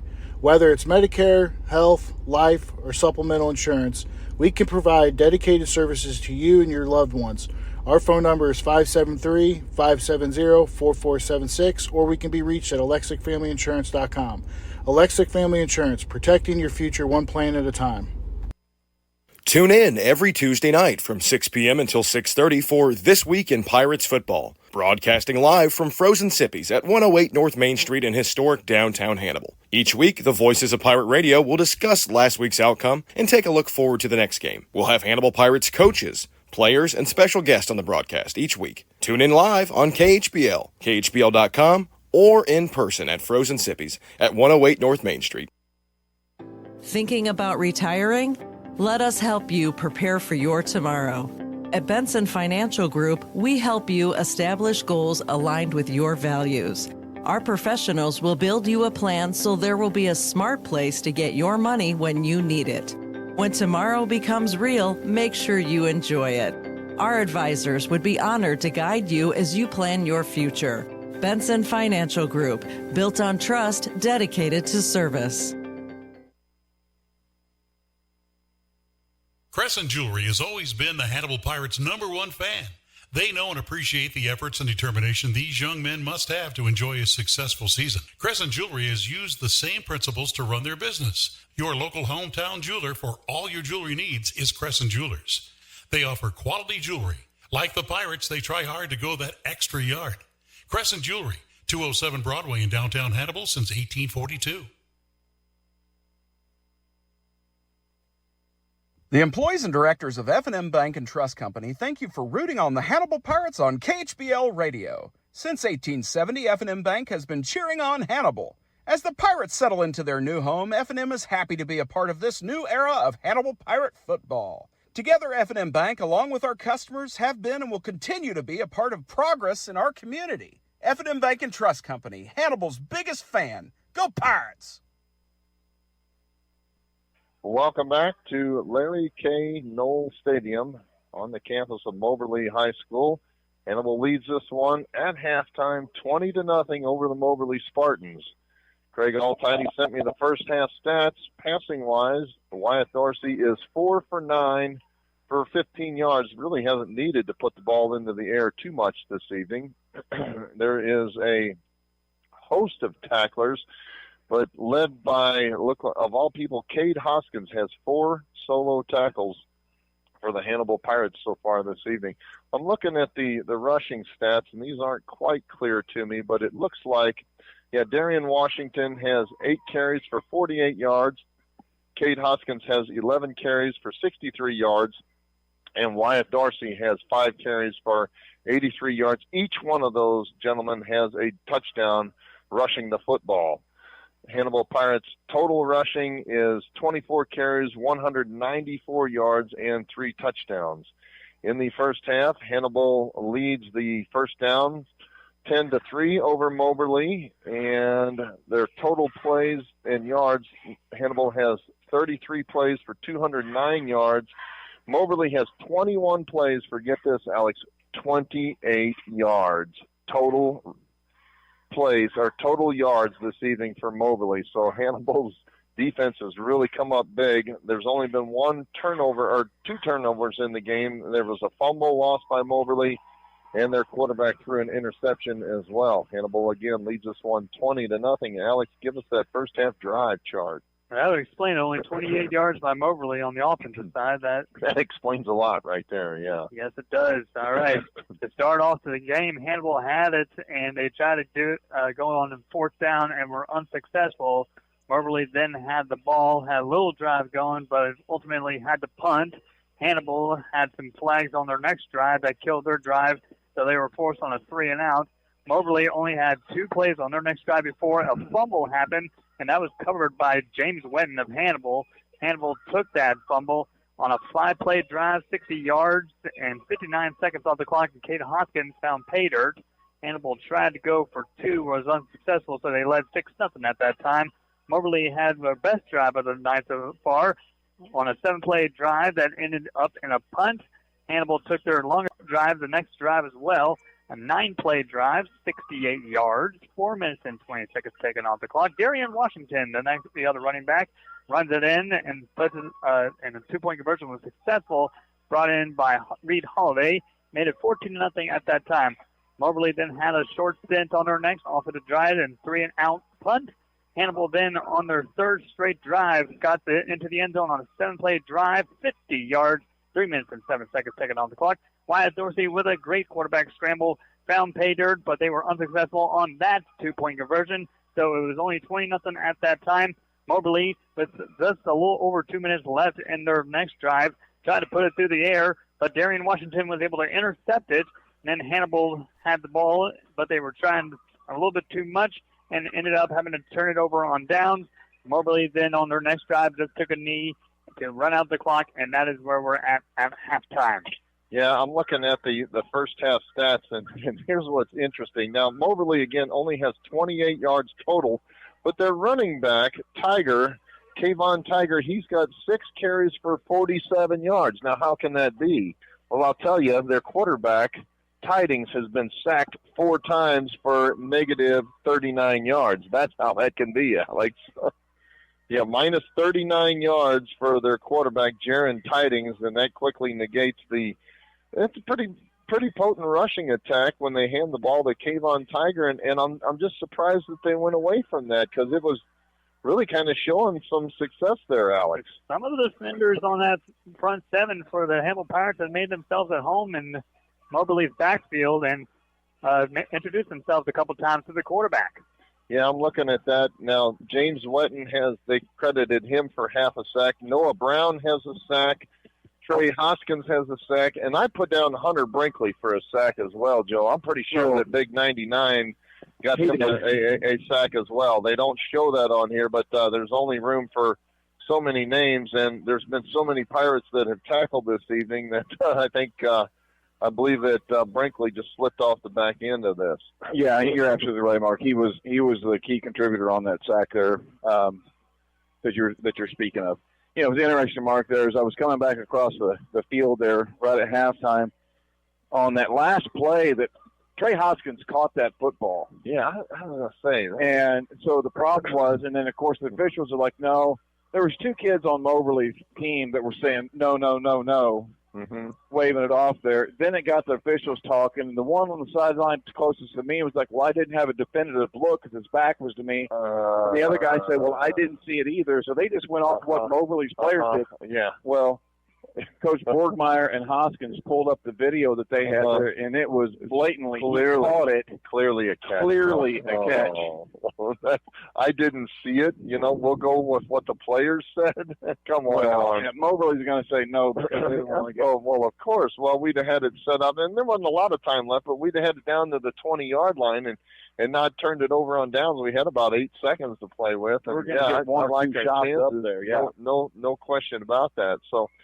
That's unfortunate. Yeah, the line judge over on this side, of course, he's standing right in front of Moberly's bench. That's the same thing that happened there against Mexico a couple of weeks ago. But in any event, Hannibal was still up 20-0, and not a lot that I would say that the Hannibal Pirates need to do defensively. Certainly in the second half, not many adjustments to make. If I were Moberly, I would feed Kayvon Tiger that football, and I'd take that stand and go home one way or the other on the shoulders of Kayvon Tiger because that kid is something. He's a brute. You know, 200-pound, 5'10", 200-pound running back for the Moberly Spartans, and yeah, he's all power, especially when he gets into the secondary.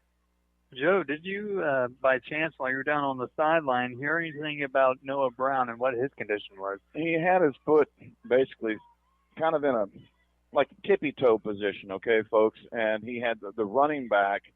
Our running back actually came and stepped on the top of his heel, kind of pushing it. He said he's real sore on the top of his foot, which is a little bit concerning for me as far as the strains go on the top of the foot like that. But they did get him wrapped up, and he was walking to the back to the locker room on his own accord. So hopefully the walking around on it kind of gets him loosened up, and then he does come back out into the game.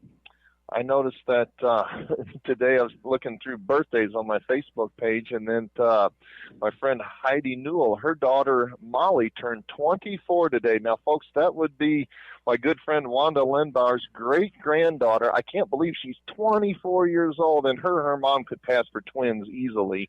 But, yeah, happy birthday to Molly and many more. So, while we got a second, I want to mention that our Hannibal Pirate KHBL Player of the Game this evening will receive the same prize as they have every week, a certificate for 2 32-ounce slushies and 1 Papa Murphy's pizza, compliments of our good friends down at Frozen Sippy's, Marcus Allen, and the crew, again, at Frozen Sippy's at 108 North Main Street in Hannibal. And folks, if you haven't stopped in there and had a pizza, they are excellent. Papa Murphy's has always been my favorite, and they've got them already made up for you. They can slide them into their toaster oven. And what does it take, maybe 10 minutes, Joe? Maybe 10 minutes. I'm telling you, they feed you well down there. And the slushies are awesome. I think he's got about 25 different flavors, and not including if you want to spike a little alcohol in them. There's 25 virgin flavors, and then there's 25 flavors of happiness. Yeah, something like that. So the Moberly Spartan Marching Band is out on the field now. They had a Pee Wee cheer competition, kind of dance competition a little bit earlier.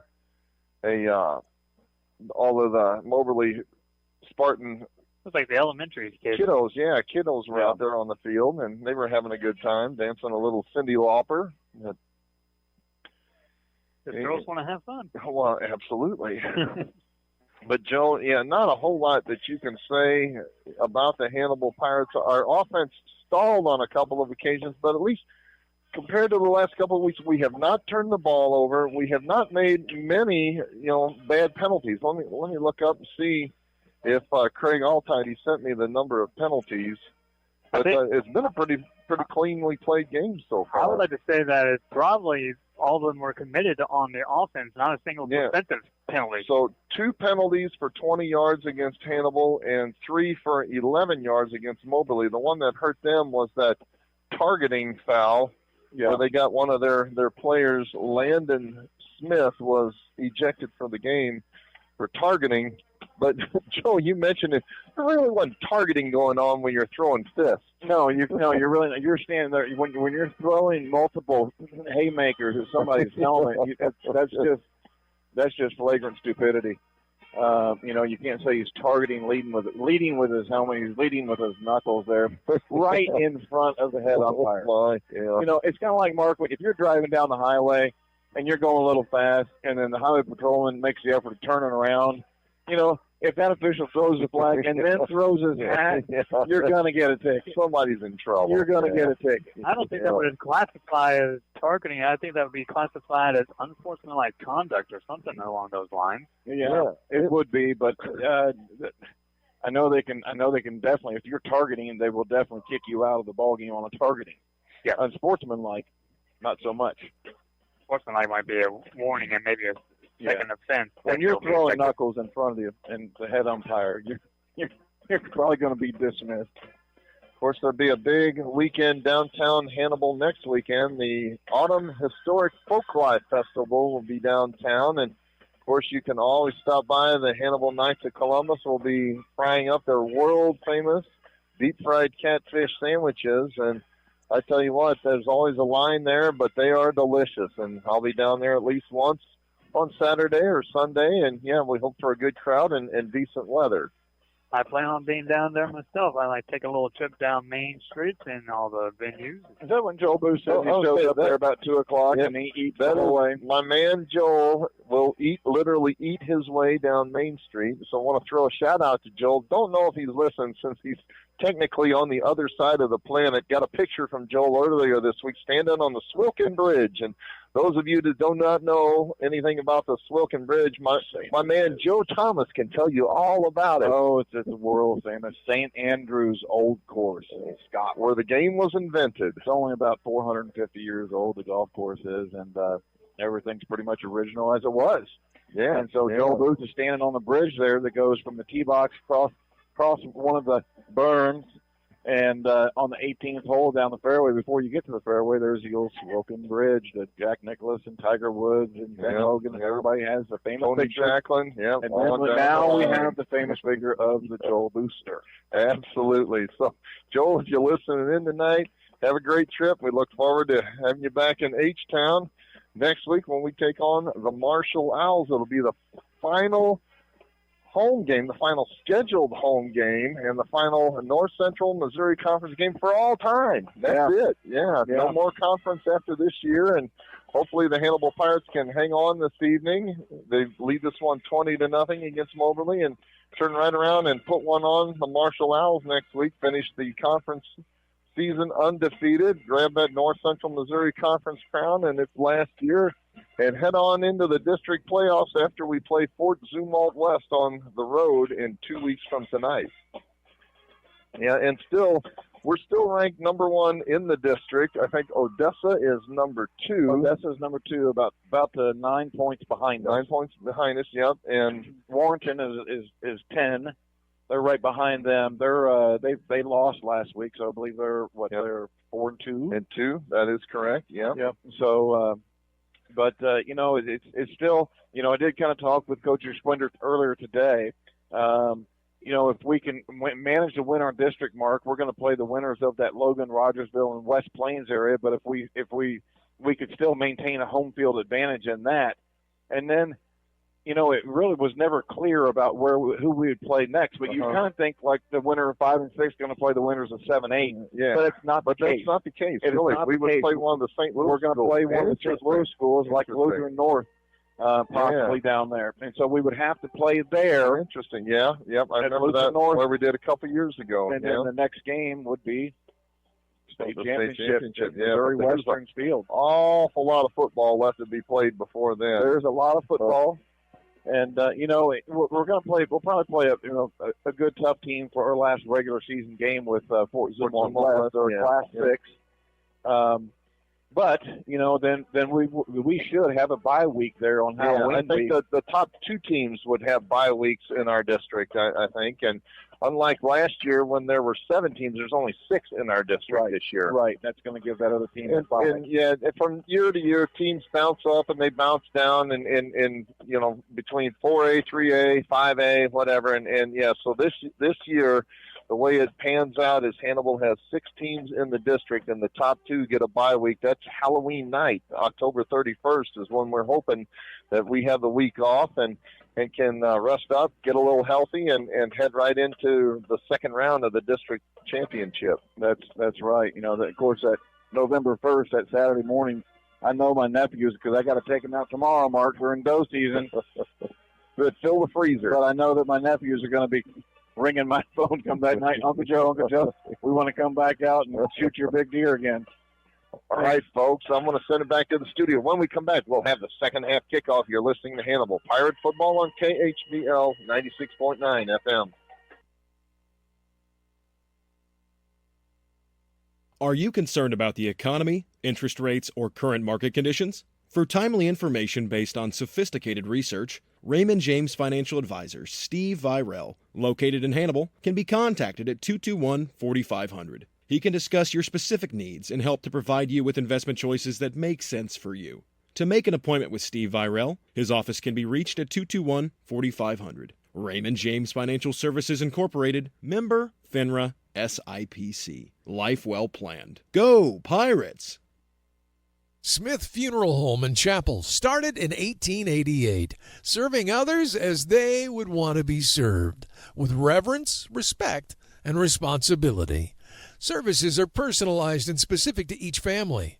Smith Funeral Home and Chapel is proud to have provided over 130 years of service to the Hannibal community and the surrounding area. Brent Massey and staff wish the best of luck to the Hannibal High School Pirates.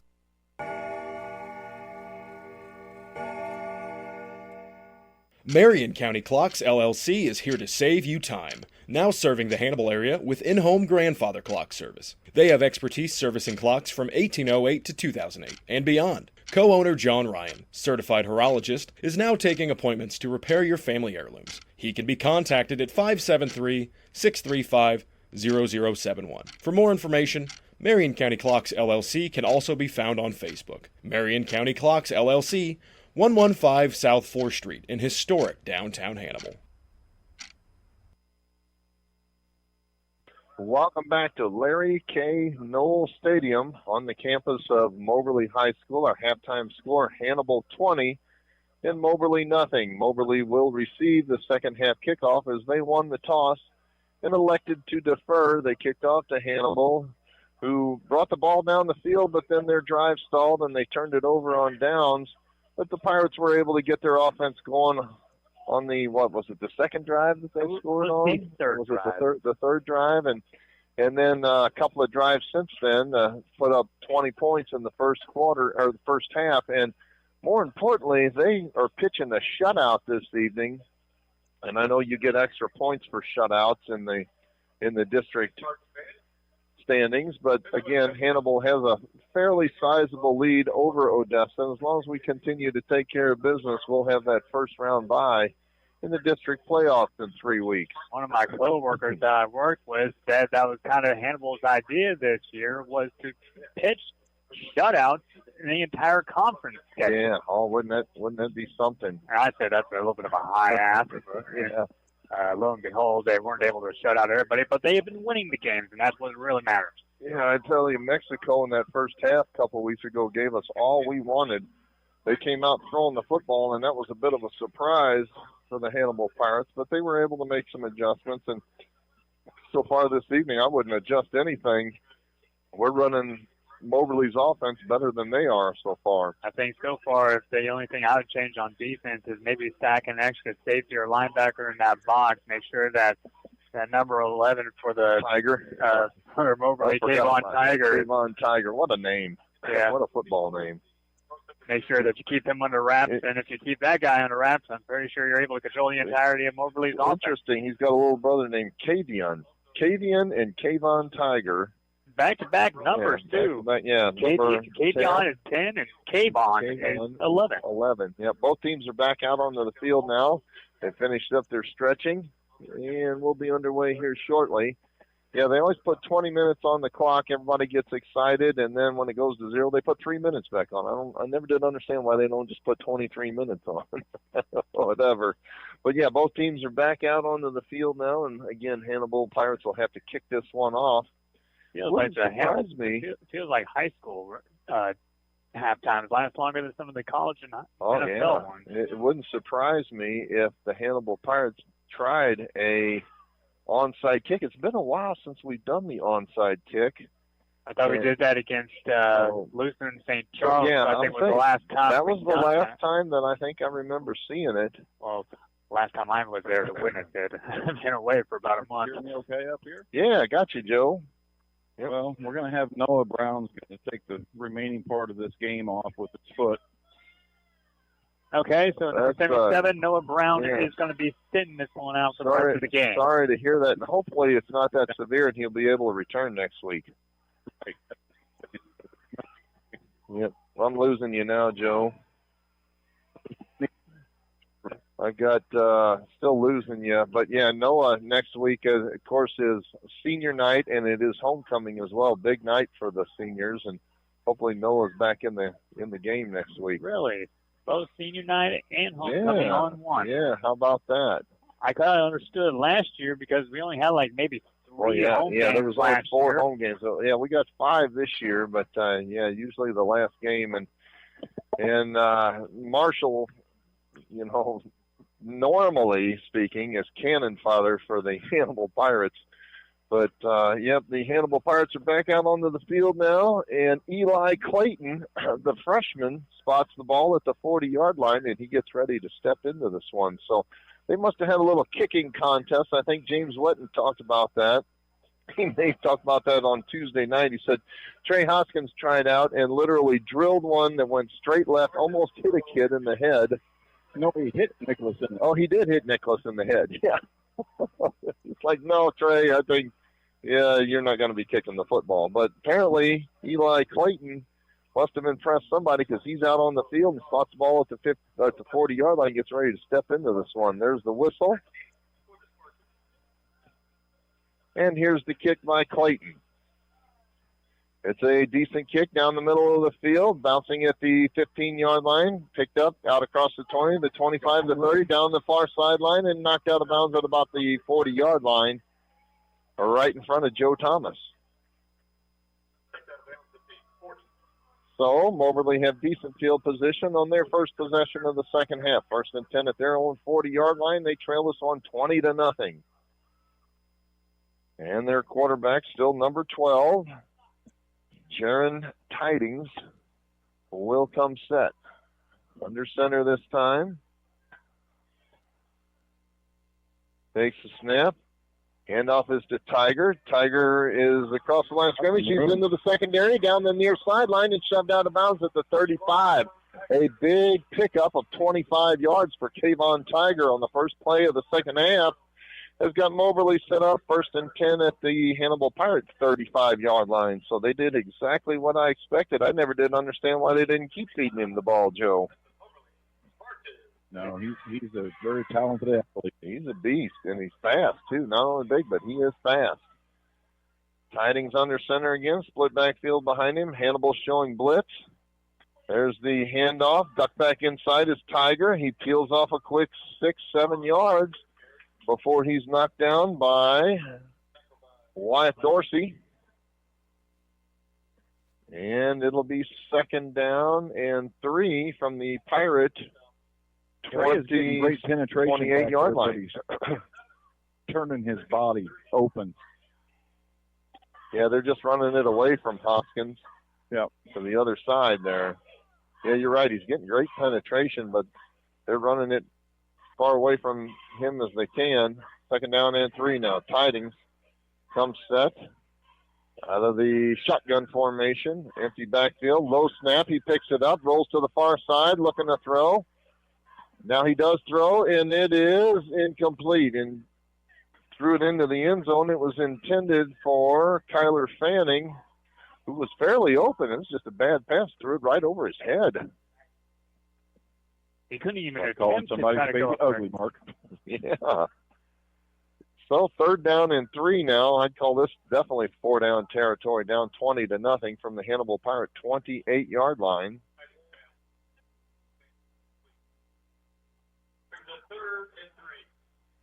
And Tiding comes set under center on 3rd and 3. Takes a snap. Handoff is to Tiger. He's down inside the 25-yard line and has a 1st down as he ran it off left tackle. I really don't understand why they don't hand that ball to the kid every play. I mean, he is the franchise. 1st and 10 now for Moberly from the Hannibal Pirate 23-yard line. Ball is on the near side hash mark. Hannibal defending the north end zone and headed left to right across your radio dial. Tiding out of the pistol this time. Takes a snap. It's fumbled. It's kicked around. The Pirates have got it. Hannibal fell on it. Big number 5, T-Rex, has got the football. The snap was awful. It hit Tidings down low. He kicked it, and then one of the running backs kicked it, and Trey Hoskins happened to seen it come rolling by and just fell on it. Ooh, piece of meat. Yeah. He thought it was a pork chop, I think. It was kicked by Keegan Graves, the running back, going across the quarterback's body and just kicked it straight into the teeth of the defense. And Hoskins picks it up, and that's the 2nd fumble recovered by the Hannibal Pirates tonight, and they'll take over 1st and 10 from their own 24-yard line, and they turn that Moberly threat away. Still pitching the shutout. Wyatt Dorsey under center. I formation this time. Handoff Hoskins. He gets a couple of yards. He's across the 25 out to the 26. First time I've seen the I formation in a long time for Hannibal Pirates. It'll be 2nd down and 8 from their own 26-yard line. No huddle offense for the Pirates. Dorsey under center. I formation again. On 2nd and 8. Takes the snap. Handoff to the fullback. And pushing himself ahead for about 4 yards. Kason McAfee. Yeah, he's checked in at the fullback position. He's standing right in front of Cade Hoskins. And he gets, we'll give him 3 yards on that carry. It'll be 3rd down and 6 from the 29-yard line of the Pirates. 3rd and 6.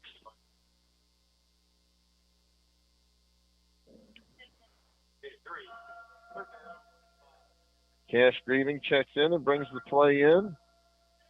And Wyatt Dorsey out of the pistol. He's flanked to his right by Hoskins. Takes the snap, pitches to Hoskins. Hoskins tucks it in. He's looking around. He's crossed 30 to the 35-yard line and knocked out of bounds. And he'll have a 1st down. That moves the chains. He needed the 34, and he made it all the way out to, they gave him a great spot. Yeah, I guess he made it farther down the side than I thought. He's all the way out to the 38-yard line. 1st and 10 for the Pirates.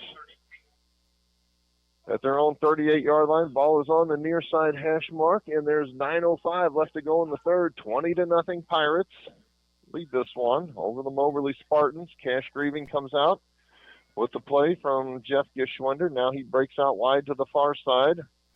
Twins to the near side. Single tight end set to the near side is Trey Hoskins. There's the snap, play action pass, looking to throw. Throws the pass, is complete to Trey Hoskins. He's across the 45, breaks it back over the 50, breaks another one at the 40, and all the way down to the 35-yard line. Rumbling, bumbling, tumbling down the field. T-Rex Hoskins.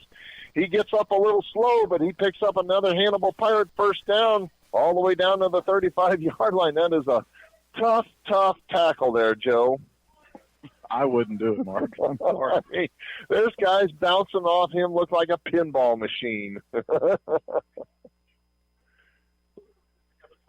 Hannibal's own version of Travis Kelsey. Gets 25 yards on that, 1st and 10 for the Pirates. 37-yard line of Moberly. Pistol formation now for Dorsey. Handoff, Hoskins. Stiff arms a man at the line of scrimmage, breaks a tackle. Down to the 30-yard line, 32-yard line, and shoved out of bounds at the near sideline is T-Rex's younger brother, Cade Hoskins. He's got the Pirates set up. 2nd and 5 from the 32 of the Moberly Spartans. Good-looking drive so far for the Hannibal Pirates. Their first one of the second half. Dorsey. Full house backfield this time. Now out of the pistol formation. Takes the snap. Fumbles the football. Got the ball. And, was able to get back on it. He fumbled the football forward and was fortunate to get back on it. And he's going to lose a couple of yards on that. It's going to make it 3rd down and 6. Here comes the music again. Oh, hooray. At least it's on par this time. It's 3rd down. Well, I suppose. It was every play in the first quarter. That was getting annoying. All right. I have his power. I'm going to abuse it. 3rd down, and we'll call it 7. And 3 receivers out wide to the far side now. Dorsey takes the snap, spins the ball in his hands, looking to throw. It's got time. Now he rolls to the near side, and he passes the football. He's got a man down inside the 10, to the 5, to the house. Touchdown! Touchdown, Reed Holiday down the near sideline. Oh, that was a beautiful pass. He looked up and had Reed Holiday wide open at the 15. He threw a rope down to him. Reed caught it in stride and boogied right on into the end zone. Touchdown, Pirates. Alex, I'm trying to remember back in history. You called some play about a holiday. I don't remember that. Yeah. Anyway, happy holidays. Very much so. Interesting. Great looking touchdown reception by the junior Reed Holiday. Snap back, the ball is down. They finally kicked one through. 27-0. That's the first extra point after touchdown the Pirates have attempted this week. And it's good with our score. Hannibal 27, Moberly nothing. 7:20 left to go in the third quarter. This is Hannibal Pirate Football on KHBL 96.9 FM. For those nearing the age of 65, Medicare is an important consideration. At Alexic Family Insurance, we specialize in Medicare and health insurance. Hi, I'm Michael Alexic, your local insurance broker now licensed in Missouri and Illinois. Whether it's Medicare, health, life, or supplemental insurance, we can provide dedicated services to you and your loved ones. Our phone number is 573-570-4476, or we can be reached at alexicfamilyinsurance.com. Alexic Family Insurance, protecting your future one plan at a time. Welcome back to Moberly, Pirate fans. Alex Meyer, tell us about that Hannibal touchdown drive. Let's wait and see what this kickoff does first. It's a boomer down the 10-yard line, out across the 15 to the 25, and down the seam out to the 40-yard line and tackled by the kicker at the 47-yard line. About 6 yards, just as good as the previous kickoff from Moberly. For Hannibal's drive, a 7-play drive, 77 yards, 2 minutes and 57 seconds. Plenty of sevens in that one. Let's see if we get any slot numbers for that one. Reed Holiday becomes the 4th Hannibal Pirate to reach the end zone for them and makes it 27-0 in favor of Hannibal. 1st and 10 for Moberly at their own 46-yard line. Good looking kick return that time, and he was only stopped by the kicker. He made a good open field tackle. Moberly's got it at their own 46-yard line, and Tidings will come set. Under center in a split backfield again behind him. Handoff is to King. He's hit at the line of scrimmage. Nothing happening there. T-Rex, they ran it into T-Rex that time and wish they hadn't. He hit him first, and then a host of Pirate tacklers finished him off. And looked like, again, Hunter Brinkley hit him as well to finish him off. Hunter's had a big game so far this evening for the Pirates. That's a name that I hadn't called all year. Good to see the senior having a good game this evening. Second down and 10. There's a quick snap. Handoff to the far side is Tiger, and he's going to get tackled shy of the 50-yard line. Wyatt Dorsey knocks him down at the 48-yard line. And it'll be third down and 8 from there.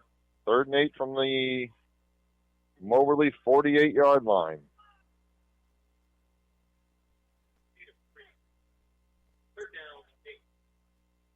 Tidings out of the shotgun formation this time. Empty backfield behind him.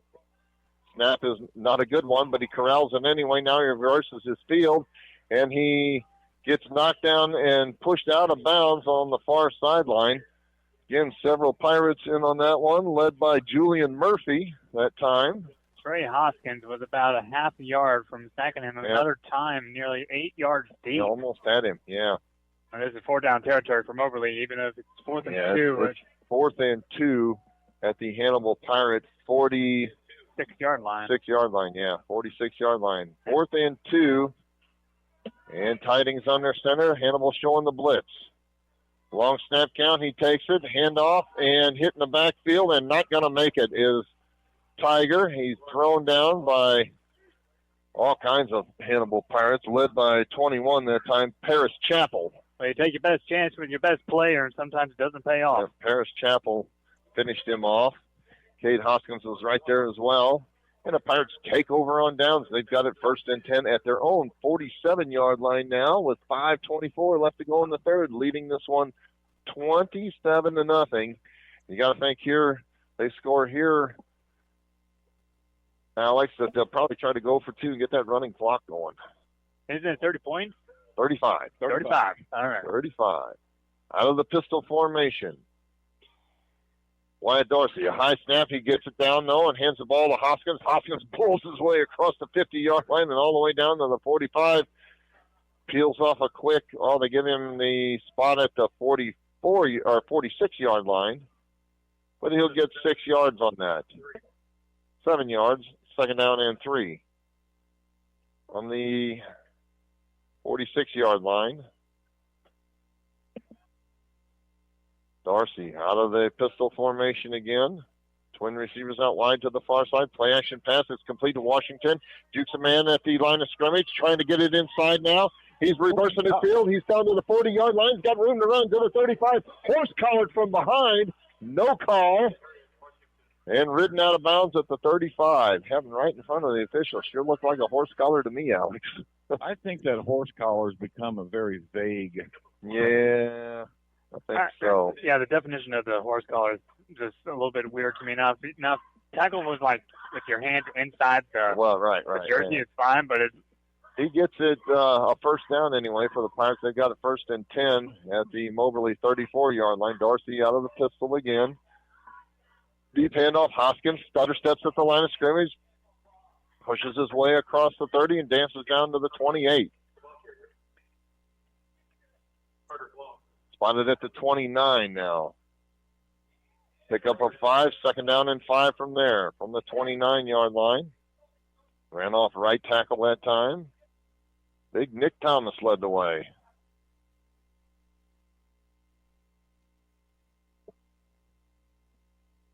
Second down and 5, pistol formation again. Wyatt Dorsey takes a snap, handoff Hoskins, trying to get off a right tackle again. He does. He breaks it outside.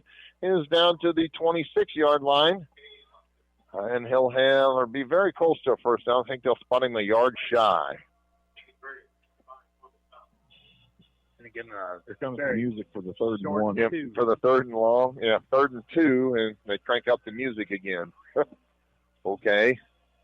From the 26-yard line, 3rd down and 2. And again, 4-down territory for the Pirates. Whenever they blast the music, I wonder if the scoreboard Third is and just saying, two. get on your feet, Moberly. Darcy under center, split backfield behind him. Takes a snap, handoff. Hoskins, he's hit behind the line of scrimmage and lucky to get back to it. They'll give him maybe half a yard on that carry. He's going to get tackled just shy of the 25. It's going to bring up 4th down. Wyatt Dorsey's got one long sock on. One, I guess that's a stretch pants on his left side. So, yeah, in his right side, he has no socks on. So, yeah, he looks like a one-legged stork there. And he'll come set out of the pistol formation on 4th down and 2. Takes a snap, rolls to the near side. It's a quarterback keeper. He's got a first down and knocks down all the way down to the 21. Who was the Stork? That was Ted Hendricks, played for the Raiders. That'd be a good nickname for Wyatt, the Stork, huh?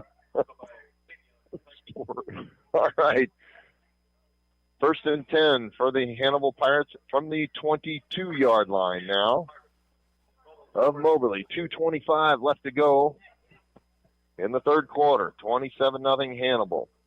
Just now eclipsing 3 minutes. That's pretty much what the Hannibal Pirates are trying to just do here in the second half is drain clock.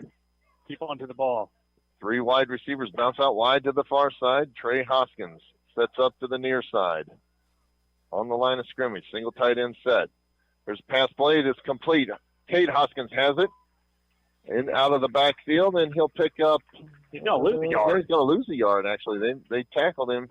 He ran a long way to lose a yard. Yeah, pass was complete, but for a 1-yard loss. That's about the 4th time they've run that play. They ran it 3 or 4 times to Washington, and this time it went to Cade Hoskins. 2nd down and 11 now for the Pirates. Ball is at the 23-yard line. Darcy takes a snap. Play action pass. He's got a man open. Oh, Cash Grieving was open at the 10, and it went through his hands. He was not ready for that. No. He turned around, and the ball was there, Joe Thomas. It was absolutely there. I mean, It was a timing pattern, yep. If there's one little thing to do is to take a little bit of heat off some of these passes. He takes a little heat off, and then I think Cash got a better shot at it. He put some zip to that ball. It hit him in the hands, but he definitely was not ready for it. 3rd down and 11. Darcy takes a snap. Hands the football to Cade Hoskins down inside the 20-yard line to the 19, and they'll make it 4th down and about 8. 4th and 7, I'd call it. From just inside the 20-yard line. And let's see what the Pirates want to do here. They converted, 1 4th down on this drive so far, Alex? Or was it 2? Only one Just so one? far was on a quarterback keeper. Yep, that's right. 4th and 7, just inside the 19, or in the 20-yard line. We'll call it the 19. Dorsey out of the pistol formation. Hoskins, the lone setback behind him. Dorsey gets a snap. Play action pass. It is complete. Washington's got it at the 15, trying to juke a man there. And I think he's going to be shy of the 1st down. Knocked down at the 15-yard line and ridden out of bounds. And the Moberly Spartans are going to take over on down. It was a good pass play, but once he caught it, he had 2 guys in front of him and was not able to shake either one of them. So Moberly takes over on downs, but they're a long way from pay dirt. Illegal motion by the Hannibal Pirates is declined. No surprise. So it's a turnover on downs regardless. And Moberly will have it 1st and 10 at their own 15 with 33 seconds left to go in the third quarter, trailing this one 27-0. They turned the ball over 3 times this evening. Last time it was in the red zone. Jaron Tidings under center. Takes the snap. Handoff on the end around the jet sweep, and Wyatt Dorsey, you're going to tackle him for about a 3-yard loss. Lose 3. No, they're going to lose 4 yards on that one. Yep, the handoff went to number 14, Colin Knox, trying to get the end around on the jet sweep, and Wyatt Dorsey, he knocked it down for a loss. Backfield here. Oh, yeah, deep in the secondary. There is laundry on the field all the way out to the 32-yard line. Did Hannibal have too many men on the field? That'd be like the only indication for that flag. Players 2, 4, 6, 8, 10, They had 12 men on the field. Yeah, oops. Yeah, no wonder. Yeah, they did. They had 12 men on the field and still had 12 men on the field. Oops. Kate Hoskins picks the flag up and hands it back to the officials. Sorry about that. So that brings the ball all the way out to the 30-yard line. Oops. I just didn't want to No make wonder sure Wyeth was able to go in untouched. I just want to make sure that the Moberly Spartans didn't get out to midfield, but now they are. From the 30-yard line, 1st and 10 for Moberly. 15 seconds left on the game clock in the third quarter. Tidings under center. Hannibal showing blitz. Handoff is to Tiger, and he's across the 31-yard line. And 15 on that carry. 15, yeah. I thought Corbin it was Tiger. Lampkin. Yeah, the first time we've called his name this evening. That'll be the last play of the third quarter. When we come back, we'll switch up sides, and Moberly will have it 2nd down and 10 from their own 30-yard line, trailing 27-0 to your Hannibal Pirates. You're listening to Hannibal Pirate Football on KHDL 96.9 FM.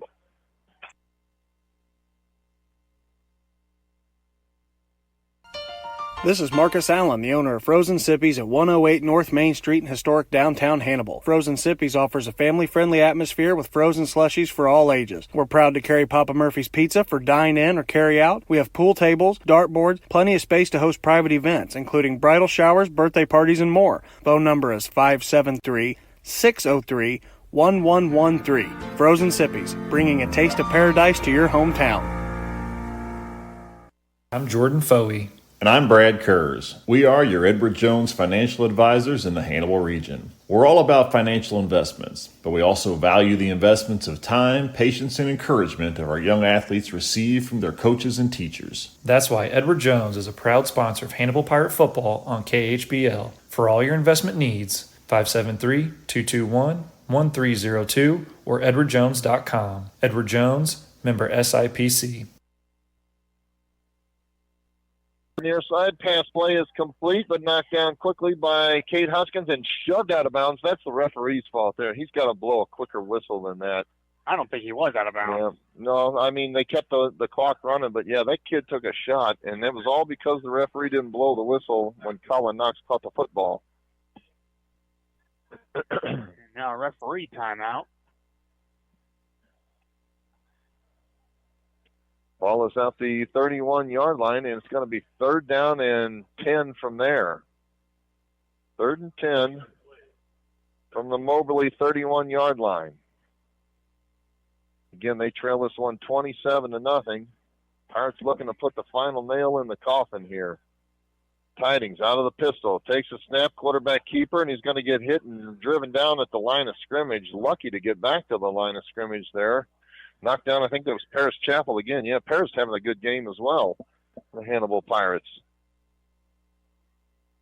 Putting his name in for the Hannibal Pirate player of the game is Paris. Joe, it looked like Julian Murphy, number 18 for Hannibal, kind of lumbered off the sideline there. Is he all right? 4th down now, 4th and 8. And they drop back into punt formation, and they barely get it off. Oh, no, this one was blocked. This one was blocked. I was going to say I didn't see it come out of there. And, yeah, the Hannibal Pirates block it, and it comes down at the 30-yard line.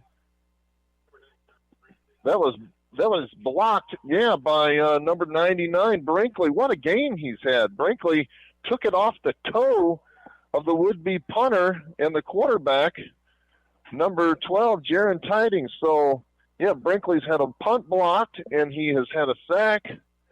He's playing quite the game for the Hannibal Pirates this evening. And the Pirates take over 1st and 10 at the Moberly 31-yard line. Yeah, what a game Brinkley has had. 1st and 10.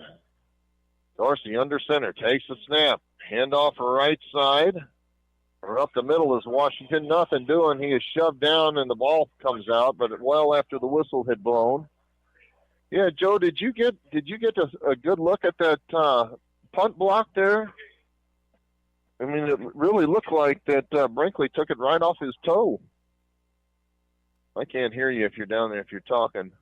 I can't hear anything from you. We lost him. Yeah. He's trying, but yeah, I don't hear anything from. Is it on? Yeah. No, that's what. No, this one's off. This one, it turned off somehow. You'll have to jiggle with the cord down below. Down below. Yep. Can I kick it? So, maybe so. Yeah, it came off. Let's see, which one is it? It's one plugged into that silver thing there. Third down for the Pirates, down inside the 30-yard line. We'll call it the 27. Oh, that's got to come back on there. Third down for the Pirates from the 27-yard line. Dorsey out of the pistol formation, takes the snap, pitches the ball to Washington on the end around, and he's going to get hit and knocked down at the line of scrimmage. So let me see, Alex. It's this one right here. Unplug it totally and then plug it back in. Nothing. Yep. That's it, though. Great. We lost Joe. Yeah. Well, sorry, Joe. We lost you. I don't know what else to do. That's definitely it. That was giving us trouble earlier. Yeah, it must have got knocked around or something. All right, fourth down now for the Pirates. 4th and 8 from the 28-yard line. Dorsey out of the pistol formation, takes a snap, 3-step drop, looking to throw, pitches the ball over the middle, and it is incomplete. Batted around and intended for Arthod, and he was not able to come up with it. So Moberly takes over on downs. Again, they're down 27-0 to Hannibal.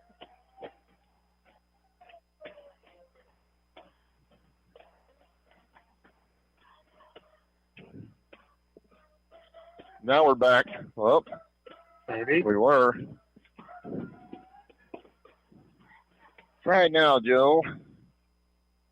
You hear me? Yeah, welcome back. Welcome back. I got Trey you. Hoskins. He just blew that play up on 1st and 10. Yeah, he knocked him down for about a 4-yard loss. And the quarterback does not know where he's at right now. He's in the jaws of a T-Rex. Joe, unfortunately, whatever you said the last 5 minutes, we lost you. Well, I'll fix it again here. It's finicky, isn't it? Yeah, just a bit finicky, yes. Is it back or not? Yeah, you're back. Nope, going off again. Nope. Just a minute. We'll get it here. There, you're back. All right, now I've got it set up. Trey Hoskins, again, in the backfield so far. Oh, Paris Chapel, a great tackle out to the 25-yard line. 7:47 left to go in the football game. Hannibal leads this one 27-0 over Moberly, and Moberly's got it 3rd down and 12 from their own 26-yard line.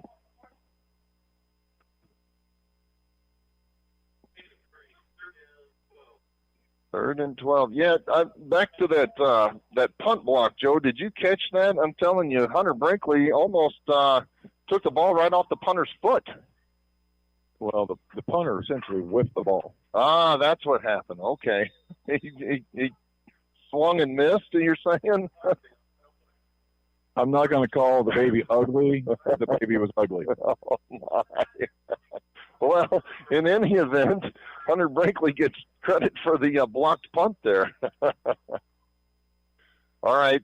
They march off 5 yards against the Pirates for offsides, and still 3rd down and 8 from the 31-yard line of Moberly.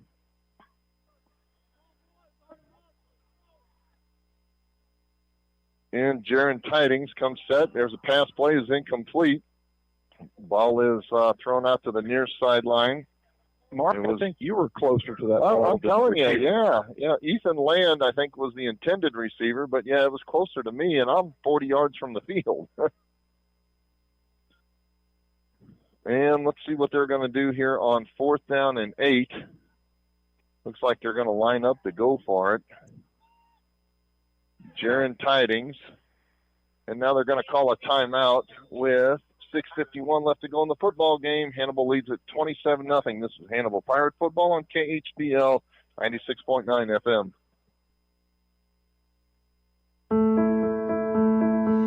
At Blessing Health, our pediatrics team is with you and your family in the moments that matter most. From first steps to growing up healthy and strong, supporting their passions as their biggest cheerleader, and guiding them towards their dreams. Blessing Health, with you every step of the way. Visit us at blessinghealth.org to learn more and schedule an appointment today.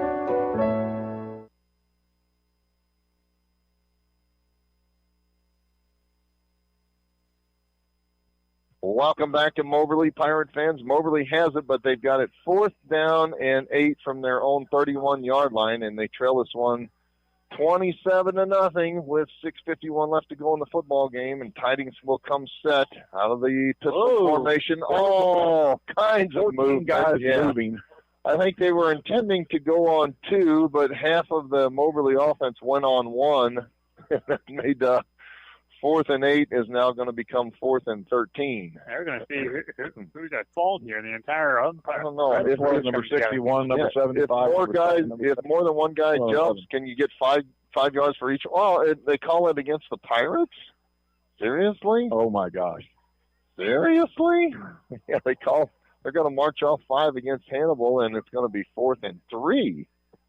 Well, that's interesting. The refs indicated on a foul I've never seen before, where you put your hand behind your head. I don't know. He didn't really call encroachment there. But yeah, they march off 5 against the Pirates, so it becomes 4th and 3. Is mad. I'm talking about T-Rex. Yeah, you don't want to do that. Look for something to blow up here. Yeah, somebody's going to get hit on this play. 4th and 3, and the Pirates show blitz. Tidings claps his hands, takes a snap, hand off to the end around, and duck back in for a first down out to the 45-yard line. Is 24, Keegan Graves. That was weird.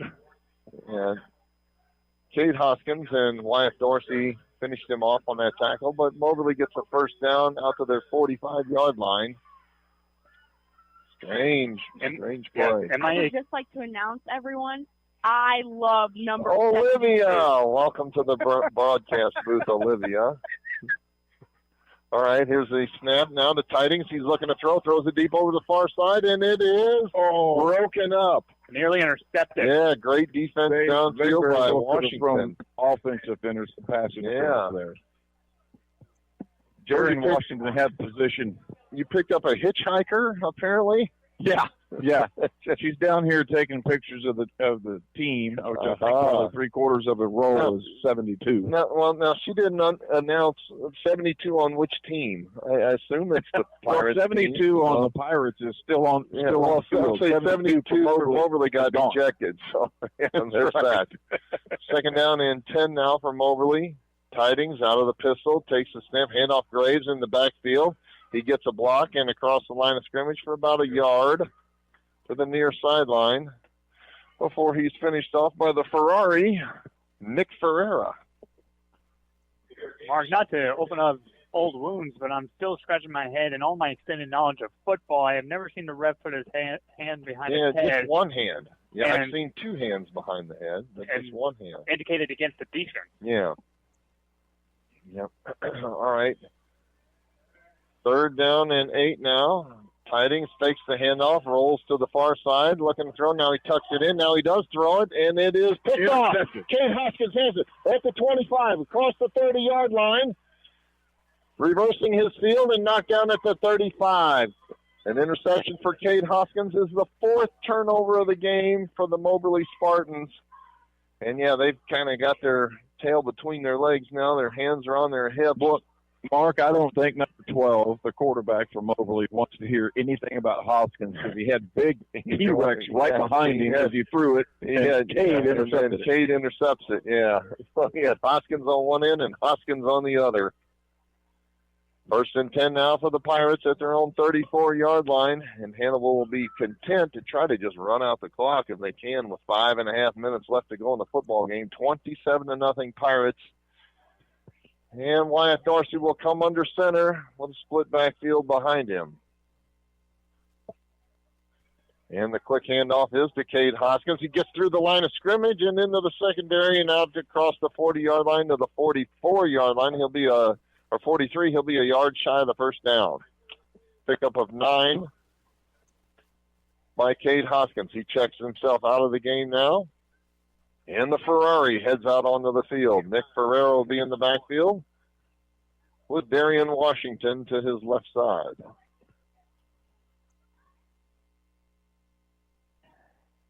Dorsey comes set under center.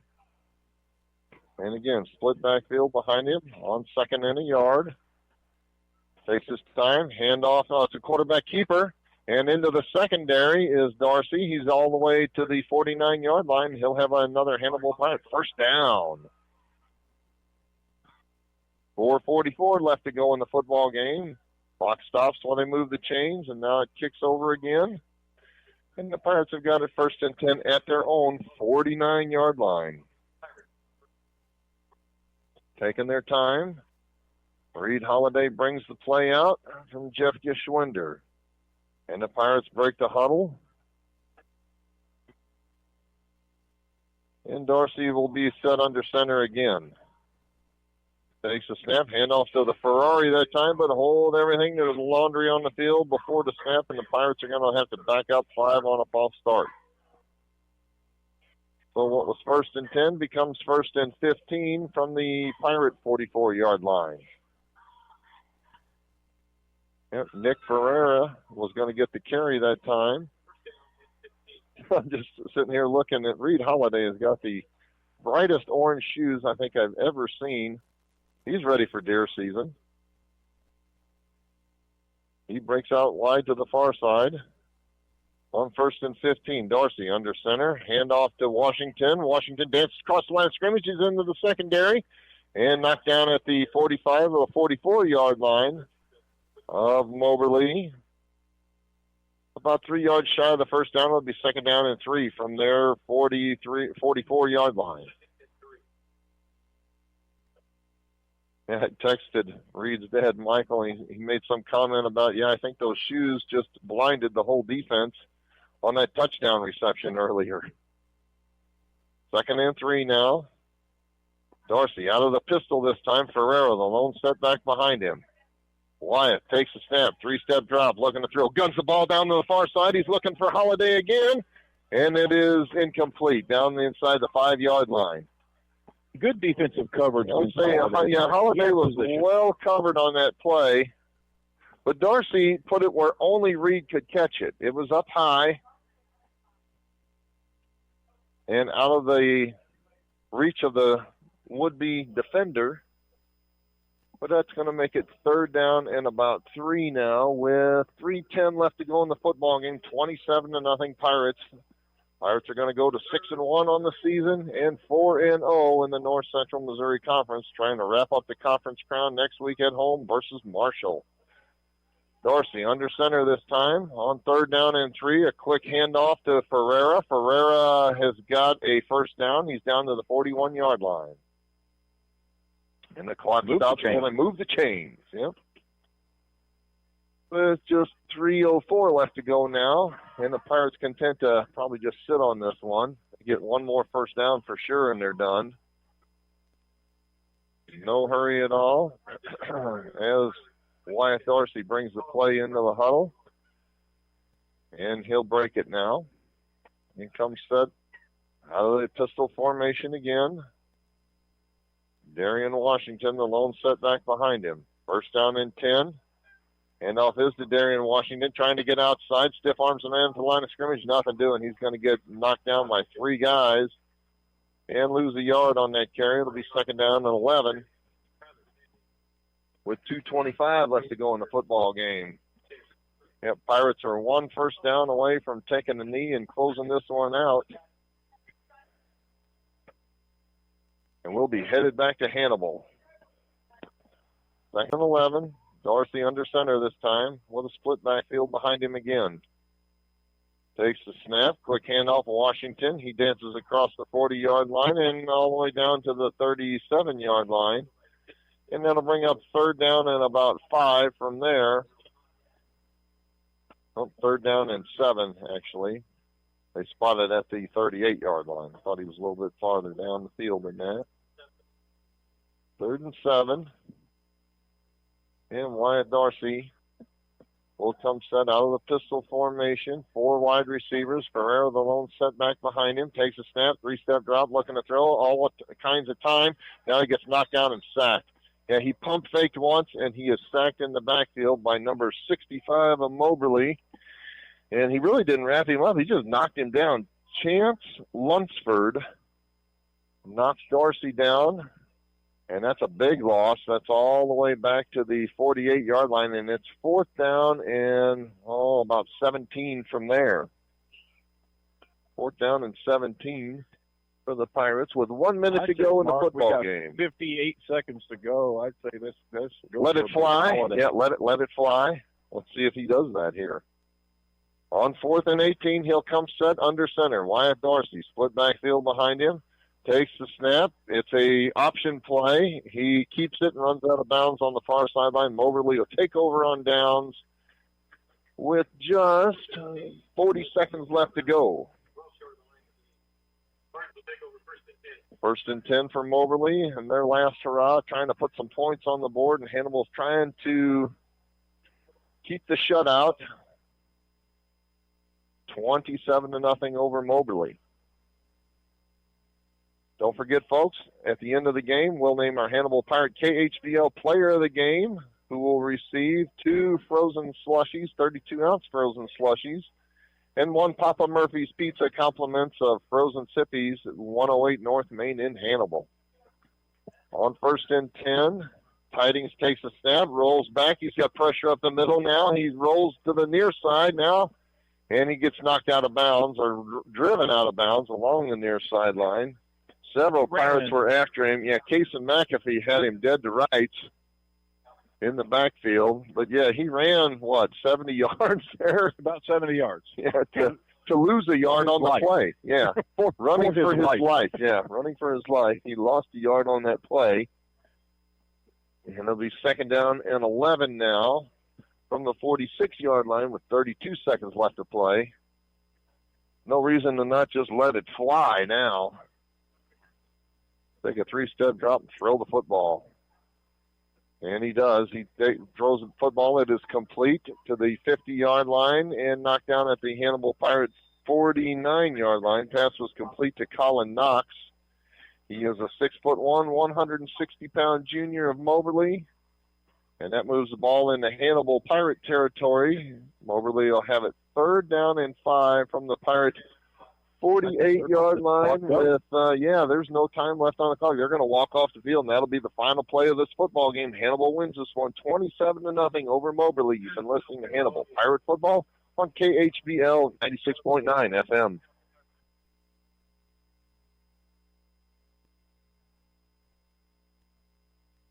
Wondering at what age you can retire? Let Benson Financial Group help you answer this question. Trade the best job you ever had for the only job you ever wished for. Our advisors are experienced in developing financial planning strategies for retirement and income distribution. We will build your retirement plan to replace that paycheck. There will be a smart place to get your money when you need it. It'll be an honor to advise you as you plan for your future. Benson Financial Group. Built on trust, dedicated to service. Crescent Jewelry has always been the Hannibal Pirates' #1 fan. They know and appreciate the efforts and determination these young men must have to enjoy a successful season. Crescent Jewelry has used the same principles to run their business. Your local hometown jeweler for all your jewelry needs is Crescent Jewelers.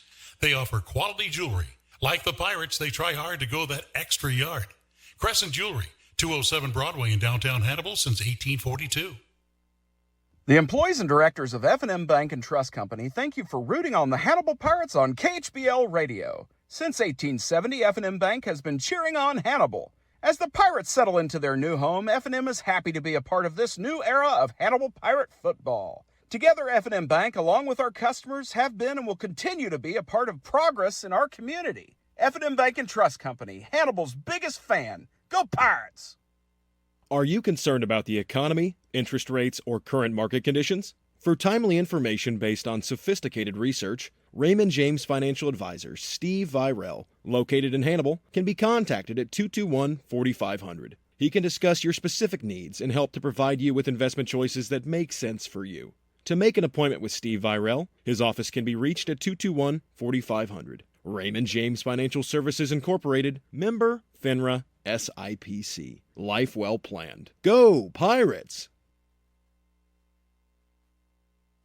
Tune in every Tuesday night from 6 p.m. until 6:30 for This Week in Pirates Football, broadcasting live from Frozen Sippies at 108 North Main Street in historic downtown Hannibal. Each week, the Voices of Pirate Radio will discuss last week's outcome and take a look forward to the next game. We'll have Hannibal Pirates coaches, players, and special guests on the broadcast each week. Tune in live on KHBL, KHBL.com, or in person at Frozen Sippies at 108 North Main Street.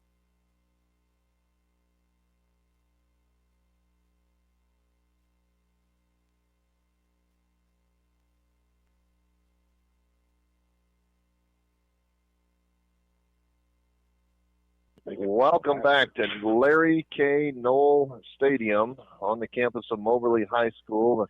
The Hannibal Pirates put together what I call a very workmanlike game this evening. Not a lot of flash. They win this one 27-0.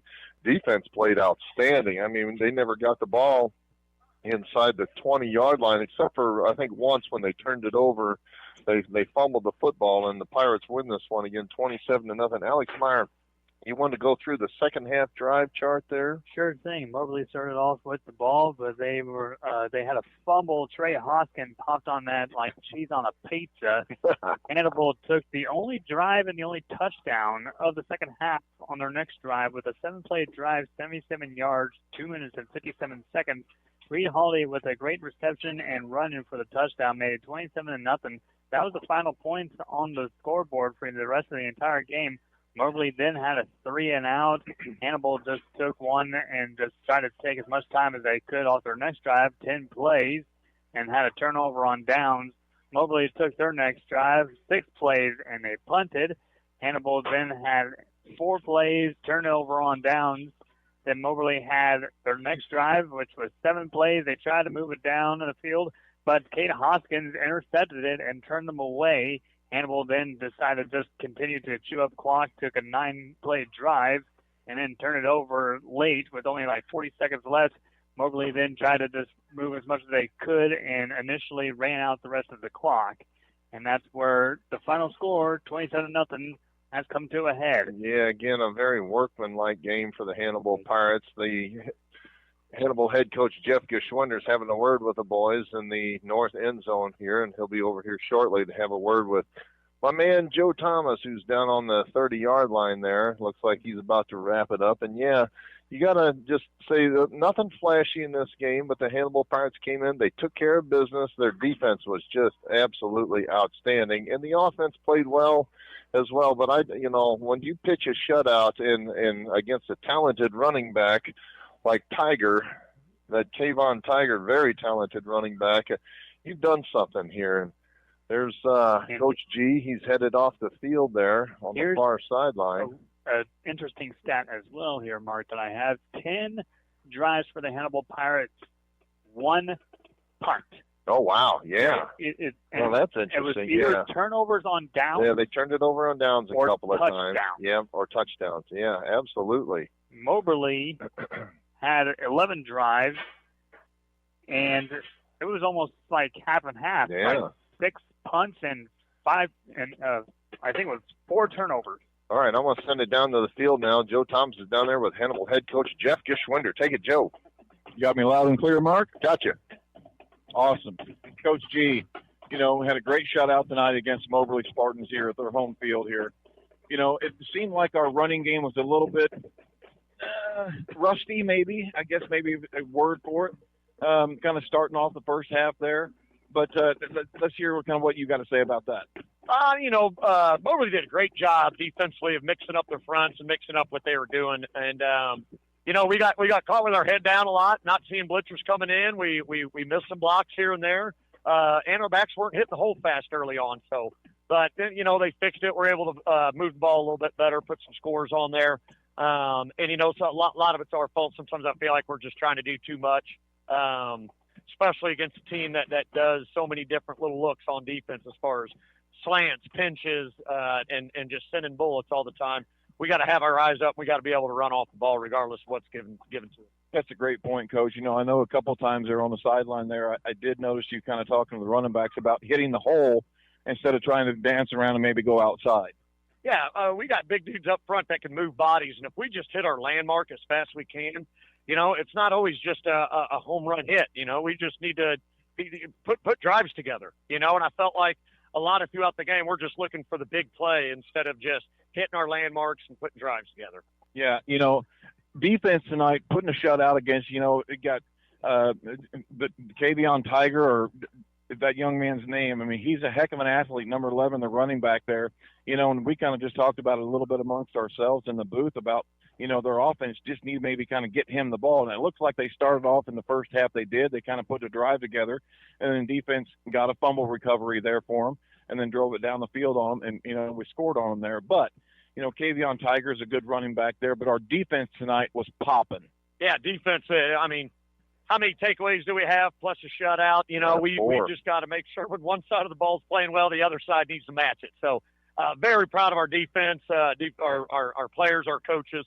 I thought they were flying around, like I said, kind of the attitude over there. The kids feel like it wasn't the greatest game, you know what I mean? But heck, 27-0, I'll take that every week. Right. Trey Hoskins, I asked Coach Hoskins a minute ago if he gave Trey some 5-hour energy because he launched their center in the air about 3 different times. I thought he was a reindeer. I thought it was early Christmas. Well, we said that center was over here during pregame snapping the ball, and he was having a hard time snapping it consistently with nobody on him. So, we thought we put Trey in front of that dude's face, and snaps are going to be all over the place. Plus, with a young quarterback, that's just something just kind of trying to get in kids' heads a little bit whenever you do something like that. And it worked for us. Quarterback dropped a lot of snaps. Center had some bad snaps trying to handle our dude up front. So, great scheme by defense coaches. Well, I think it was a great scheme there. You put Hoskins there basically as a nose tackle instead of that defensive end where he's kind of traditionally at. And, they don't really recognize that, and they're not ready for that. Yeah. And, that just and for a center, all of a sudden you got to block him, but you also have to get the snap off right, too. I mean, that's a load for him to deal with. So, but no, I was happy with our kids, happy with our special teams, our defense. Offense just needs to we need to get back to some basic stuff and just do stuff better. Right. Well, Coach, congratulations on a good shutout here at Moberly at their stadium here tonight. Next week we've got our final home season opener or home season game against Marshall. I know we haven't looked at that. You do a great job about keeping the guys focused at hand. What's Marshall kind of looking like coming in here, Coach? Well, they'll give us offensively, they're kind of like us. They'll give us some 2-back stuff, but then also they'll spread it out and do some quick stuff. I know they got a quarterback that can run, and they got a pretty decent running back too. They're not the strongest up front, I don't think. And the reason I know is because every team we've played over the last 3 weeks has played Marshall before us. So every scout we go, it seems like they're playing against Marshall. But we should be able to handle them pretty well up front. But they do have some good skill athletes. So our biggest thing is we just got to clean stuff up and just keep getting better each week. Well, like you said, you're going to get better each week. When we talked after we beat Troy at home, you talked about how good we're going to be towards the end of the year. I think we're trending that way. There was a pretty clean game for the Hannibal Pirates tonight, very, very minimal. We had 4 takeaways tonight with fumble recoveries and an interception, 2 interceptions, 2 fumble recoveries. We look great tonight. Coach, congratulations on a well-fought win tonight. Shutout. I know you got business to tend to otherwise. Mark, I'm going to take it back up to you. Thank you, Hannibal head coach Jeff Geschwinder and our sideline reporter Joe Thomas. Yeah, 27-0. Hannibal wins this one. Our last piece of business is to name our Hannibal Pirate KHBL Player of the Game. The Player of the Game this week will receive, same as always, 2 32-ounce frozen slushies and 1 Papa Murphy's Pizza, compliments of our good friends down at Frozen Sippies. Marcus Allen, his parents Mark and Debbie, we certainly appreciate that. And our player of the game this week is Hunter Brinkley. Hunter had one hell of a game. He sacked the quarterback once. He blocked a punt and picked it up, and he had one great open field tackle. Kind of spearheaded the Hannibal Pirate defense along with Trey Hoskins this evening. So congratulations to Hunter Brinkley. You are our Hannibal Pirate KHBL Player of the game. Well, folks, that's going to do it for my partner, Joe Thomas. This is Mark Dowell, and our statistician, Alex Meyer, our executive producer, Danny Norman, saying we hope you've enjoyed this one as much as we've enjoyed bringing it to you. And tune in next week when we return home to take on the Marshall Owls at Porter Stadium. It's homecoming, and senior night will be on the air at 6:45 for pregame, followed by 7 o'clock kickoff right here on your home for Hannibal. Pirate Football, KHBL 96.9 FM. Good night from Moberly.